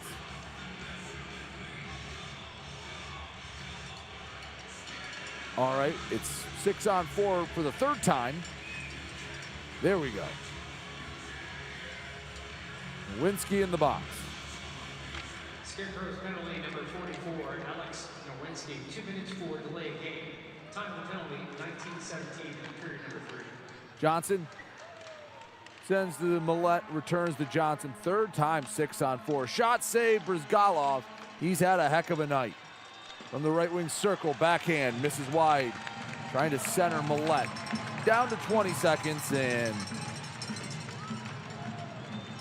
you can make the score a little more aesthetically pleasing, but the second game out in Kansas for Port Huron is not going to go the Prowlers' way. Puck goes down the ice, and with it, the final seconds elapse. Your final score from Topeka. Scarecrows return the favor to the Prowlers. A 5-1 Scarecrow victory. We'll step aside, come back, recap the action and more. You'll hear from our Gunther Graphics player of the game as Topeka picks up a 5-1 win over the Prowlers. Don't go anywhere. We'll have it all for you here on the PHP Network postgame show.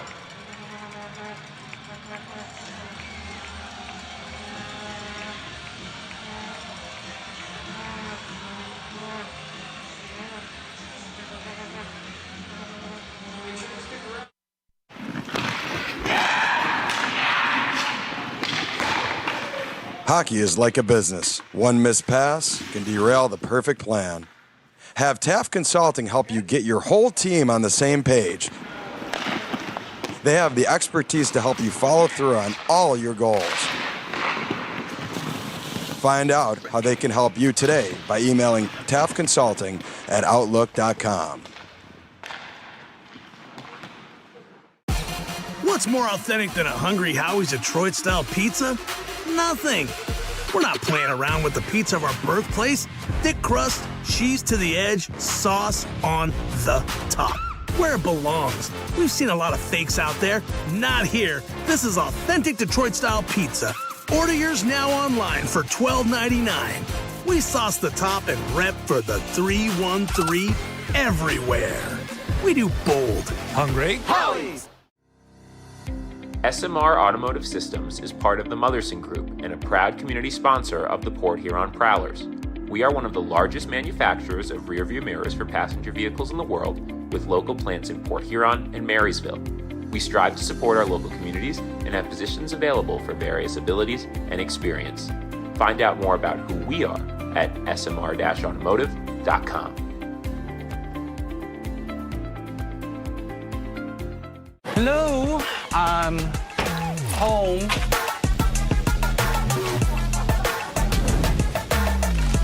There he is. What is happening? Relax. We won. They brought back the snack wrap. Spicy or ranch? Spicy. Yeah, go. Yeah. Just one little bite. Can you stop? Oh, sorry. Gather your crew. Snack wrap is back. Are you sick of asking somebody else to live your own life? I'm Josh with the Franchise Guys. If you're ready to quit your job or build your empire, I'll help you trim down my 800 franchise brand partnerships down to a few that fit you, fit your goals, and fit your budget. With options from senior care to airplane detailing, there's an opportunity for you. Owning a franchise can have up to a 90% success rate. That's better than job security. With the systems and support of a franchise, you won't be making all those costly mistakes as you would if you started your own business from scratch. And with options as low as $6,000 to get your own job-replacing business, there's no better option for you than to book a free call with me and my team. Visit GoFranchiseGuys.com. Stop dreaming about a better life and go live it.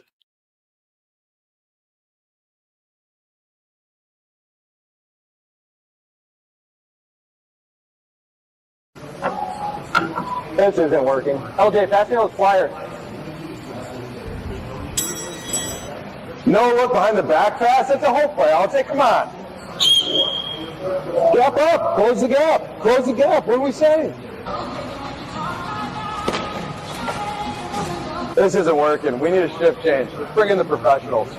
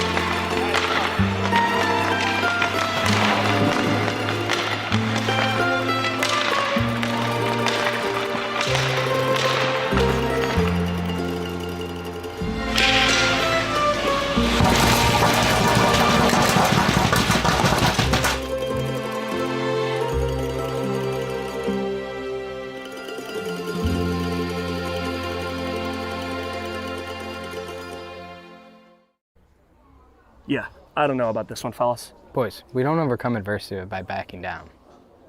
But yeah, I don't know about this one. That's reassuring. We're so screwed. All right, boys. Here's a game plan. LJ, you start with bananas. Wait, why do I have to do the bananas? Because you're the softest on the team. I don't want the bananas. This thing is gonna melt. We gotta hurry up. I won't do it. Okay, both of you. I will do the bananas and the whipped cream. Fets, please continue. Who's paying for this anyway? I am. I just bought my tickets for the Prowlers game this weekend, and the Milkhouse gave me 25% off my order. Fets, why'd you buy the tickets? You're literally on the team. For the discount. So are you all ready to give it a try? Oh, we're ready. It's true. Get 25% off your entire order at the Milkhouse, October through April. Simply show your ticket stubs at checkout and enjoy your discounted treat.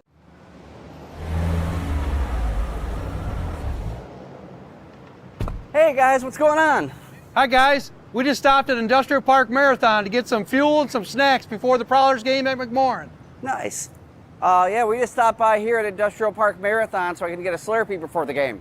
Wait till after the game. If the Prowlers score 3 or more goals, Slurpees will be free. Thanks for the info. I'm going to get my Slurpee after, but we'll see you at the Prowlers game. See you at the game. Go Prowlers!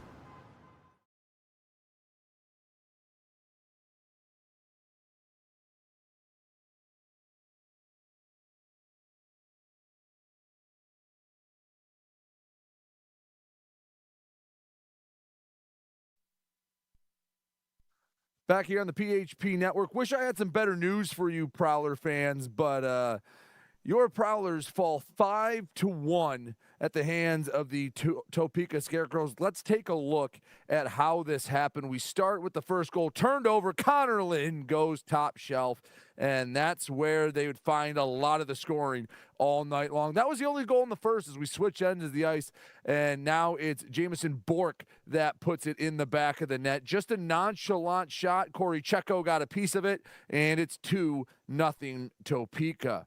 Having a little bit of a little fireworks as Brett Morich, he got into the action. He was tied up with Hugo Koch, who ended up getting ejected for slew footing later in the game. But Prowlers will take the wins where they could get him. That was one. And then Koch on the this was the fight, same spot as where a goal will be scored in a short bit. But this is Brockway and Hunter Hall that start fighting him. And this was the best fight of the three. But again, Prowlers taking the wins wherever they can get him. He falls on top. Here's another one. Just a few moments later, Luke James comes in with Connor Lind and another white jersey on top of a Scarecrow. So Prowlers at least came out on top in the fight department. And here was a tough turnover. Scott Koash steps in front of one, and he buries it and one hockey style, as there was a delayed call. But yeah, bad pass to probably the worst Scarecrow to give that to. Koash would not be done for the night.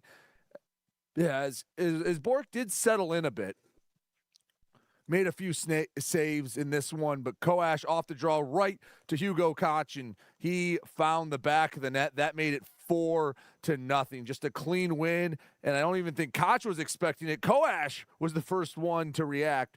4-0 for Topeka. Lone Prowlers goal, Reggie Millette caused something to happen. Drew in two defenders, shot and a rebound, and Matt Graham was right there on the doorstep, ready to go.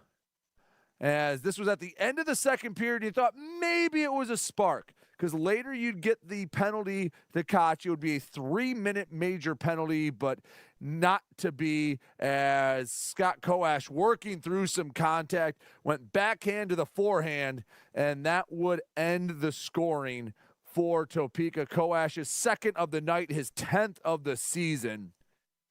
And it was just all Topeka all night long. They were having a great time in this one as the fans have cleared out. But Port Huron, again, you never give excuses, because, yeah, the Prowlers have had a bug going through. But here's the thing. Points, again, count all the same.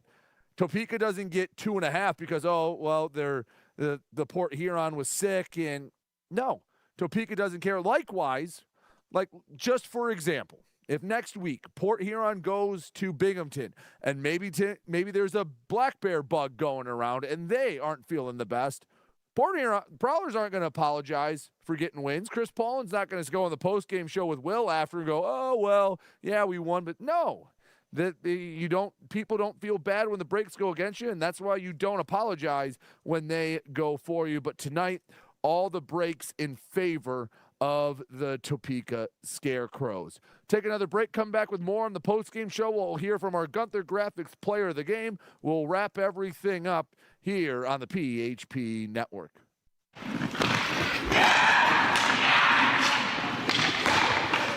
Hockey is like a business. One missed pass can derail the perfect plan. Have Taft Consulting help you get your whole team on the same page. They have the expertise to help you follow through on all your goals. Find out how they can help you today by emailing taftconsulting@outlook.com. What's more authentic than a Hungry Howie's Detroit-style pizza? Nothing. We're not playing around with the pizza of our birthplace. Thick crust, cheese to the edge, sauce on the top. Where it belongs. We've seen a lot of fakes out there. Not here. This is authentic Detroit-style pizza. Order yours now online for $12.99. We sauce the top and rep for the 313 everywhere. We do bold. Hungry Howie's! SMR Automotive Systems is part of the Motherson Group and a proud community sponsor of the Port Huron Prowlers. We are one of the largest manufacturers of rearview mirrors for passenger vehicles in the world, with local plants in Port Huron and Marysville. We strive to support our local communities and have positions available for various abilities and experience. Find out more about who we are at smr-automotive.com. Hello, home.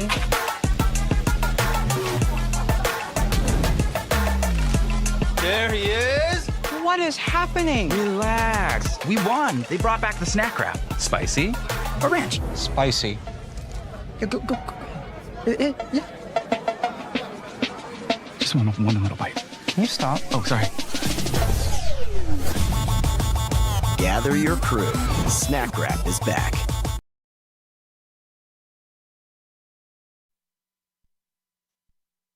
Back here on the PHP Network, Brady Beaton here, wrapping this one up as Port Huron falls to the Topeka Scarecrows 5-1. Let's take a look at the final game stats, as it wasn't the prettiest for Port Huron. They did end up outshooting Topeka 37-25. However, take that with a big grain of salt. A large part of that was a lot of quantity over quality shots at the end of the game. Port Huron had their goalie pulled for about the final 7.5 minutes of this game, and that included about 2.5 power plays. That is when that disparity came. I believe it was somewhere around 25-20 in favor of the Scarecrows, and Port Huron gets the last 17 shots or so, somewhere in that ballpark in the game. Daniil Brzgalov was tremendous in net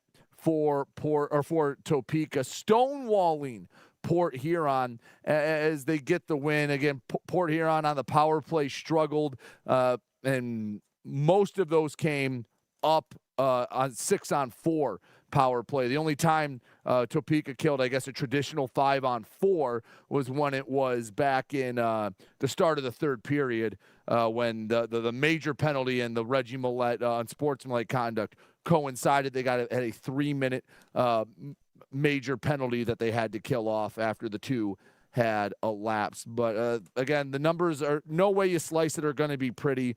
It could have been a much better effort from Port Huron, and it just, you know what, you go on the road, you have a holiday weekend like this, it's going to be tough. I said it in the third period. Unless you're playing some of the bottom tier teams in the league, you're not going to go into Barnes and take 3 games and get 9 points. That even against some of the tougher teams, it's hard to beat a team 3 times in a row. It doesn't happen. And you know, to start off the road trip with a win, hey, that's a positive. And you know, you have to bounce back. You have to flush this from their system. I guess Port Huron needs to flush a lot out of their systems, both on the ice and for those that have caught the bug. Because again, if you didn't catch the majority of the broadcast, they were sick throughout the game. They've had a bug going through the locker room, but you have to get that out and get ready for tomorrow, because it's a 5:05 puck drop.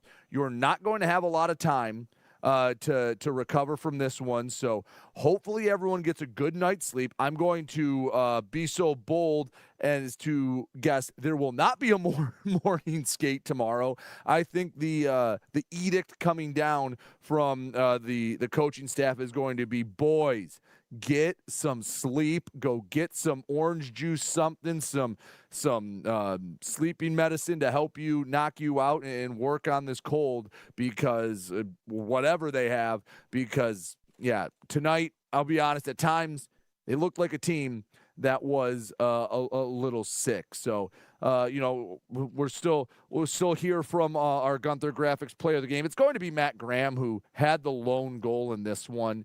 And, Matt's been in the league for a long time. He's going to have a lot of different perspectives. He certainly has fought through, illnesses going through the locker room and things like that. So we'll have that in a moment. As Aiden, who's been, I want to give a shout out to everyone that helped us out tonight, because, the remote broadcast, we're really finding our stride on the PHP network. Everything was a little different with this, but, our director, Christian Jackson, and Sean DeVay has, on graphics, everyone's asked to do a little more in a situation like that, and especially Aiden.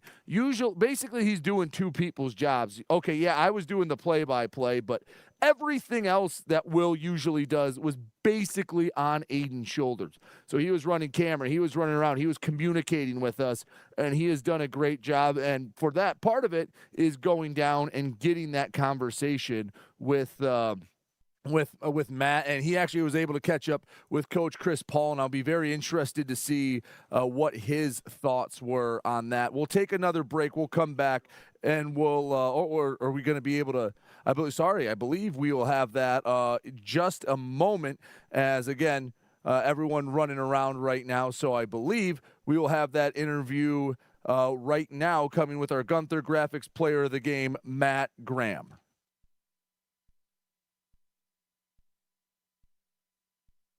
Oh, sorry, it'll be coming in just a moment. But yeah, Matt Graham, our Gunther Graphics player of the game, and Chris Paulin will have that conversation, and then we'll wrap everything up after that. A couple of things I'm excited to hear about from Coach and our player of the game, Matt Graham. Just talked about what they did right yesterday that didn't happen tonight, and what they need to do in order to come back in this one. As the Prowlers again fell 5-1 in Topeka, game 2 of a 3-game set. So let's go take a look at what Matt Graham had to say, our Gunther Graphics player of the game. Yeah, I mean, it was definitely a tough start. I think we got a lot of guys battling flu right now that's going around the team. So I attribute a little bit of that to that, but I thought I was really proud of the guys for battling as hard as they did for 60 minutes. We had guys back checking at the end. We had guys selling out, defending each other, putting their bodies on the line. Obviously, you saw we lost Reed after the first. We lost Johnny for a period of time there. Vinny lost him in the third period as well, too. We had guys that couldn't even start the game. But the good news is it's a 24-hour thing, and we'll get these guys back tomorrow. We'll be fresh and ready to go, 100%. And I think, it's a testament to the group and the attrition of them to, battle the way they did for 60 minutes. Nothing to hang our head on tonight. Come back tomorrow, regroup, refreshed, and put a full 60 together. Yeah, the key for tomorrow was obviously resting up, making sure that we get hydrated, we get guys back, recovered. I had this on Thursday. It was gone, this morning. So, making sure these guys flush it out of their system. And then come back tomorrow ready to get 6 points, or 3 points, 6 points on the weekend. We talked about this being a series, and it doesn't matter what's going on, off the ice or, in the locker room, things like that, with illness and stuff. But, guys got to battle through, find a way. And I'm confident that, tomorrow we'll come back and we'll find a way to get it done.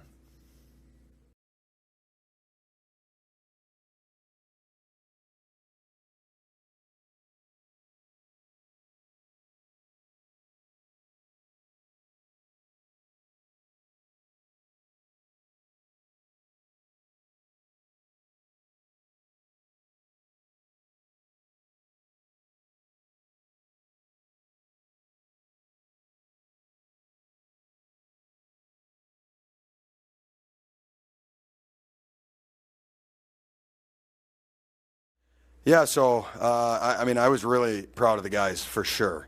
The way they battled tonight, I've never seen anything like it, but everyone on the team had the flu. It was rough, and for the guys to make it to the rink even was a battle and a chore. And the guys not only battling through it, but stepping up. You saw the hit on Brockway was terrible, and then Mo steps up, fights for him. LJ was fighting. Brock trying to get the boys going. He stepped up and fought. And we had guys with no legs and no lungs back checking the way they did in the third. I mean, Bobby Price, I can't say enough good things about him and the effort he gave. Obviously, Reggie gets his face cut up in the first period, and he comes back and plays his heart out. You got guys like Vinny DeCumbus, who he was white as a ghost on the bench. He couldn't go in the third, stayed on the bench, and supported his teammates the whole third period when he had nothing more to give. So I'm really, really proud of the guys. I think this type of effort will go a long way as we get more depth into the season here. Yeah, I think I was really proud of J-Mo as well. First pro game coming in off the bench. He was feeling very under the weather himself. Hubes couldn't go. Hubert, he was really sick. And then Coop gave us all he could, but he couldn't stop throwing up. So he gave us a period, and I thought he played exceptional in that first period, having to grind the way he did. And then J-Mo, first pro game, not an easy game, and then feeling the way he did, stepping up and making some of the saves he did. Super proud of him. The guys were fired up for him as well. He's been battling and improving every day in practice, so I was really happy to see that. And, we're excited, though. We're very excited for the opportunity tomorrow brings. We said this was a playoff series when we came into it. Now we got to decide in Game 3 tomorrow, so we're really excited. I know the boys are excited to get some electrolytes and get some sleep.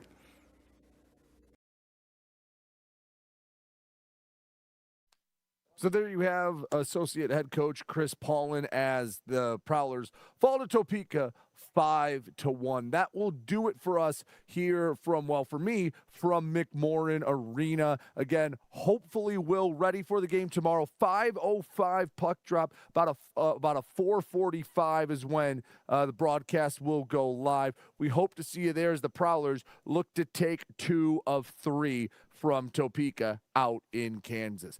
For our director, Christian Jackson, to our graphics operator, Sean Ditvey, to our camera operator and really our utility man out in Topeka with Aiden Bricker, I've been Brady Beaton, sitting in for Will Wiggleman. I want to say thank you for joining us, and we hope to see you tomorrow. Your Prowlers fall 5-1. Thank you so much for watching, and have a safe and wonderful night.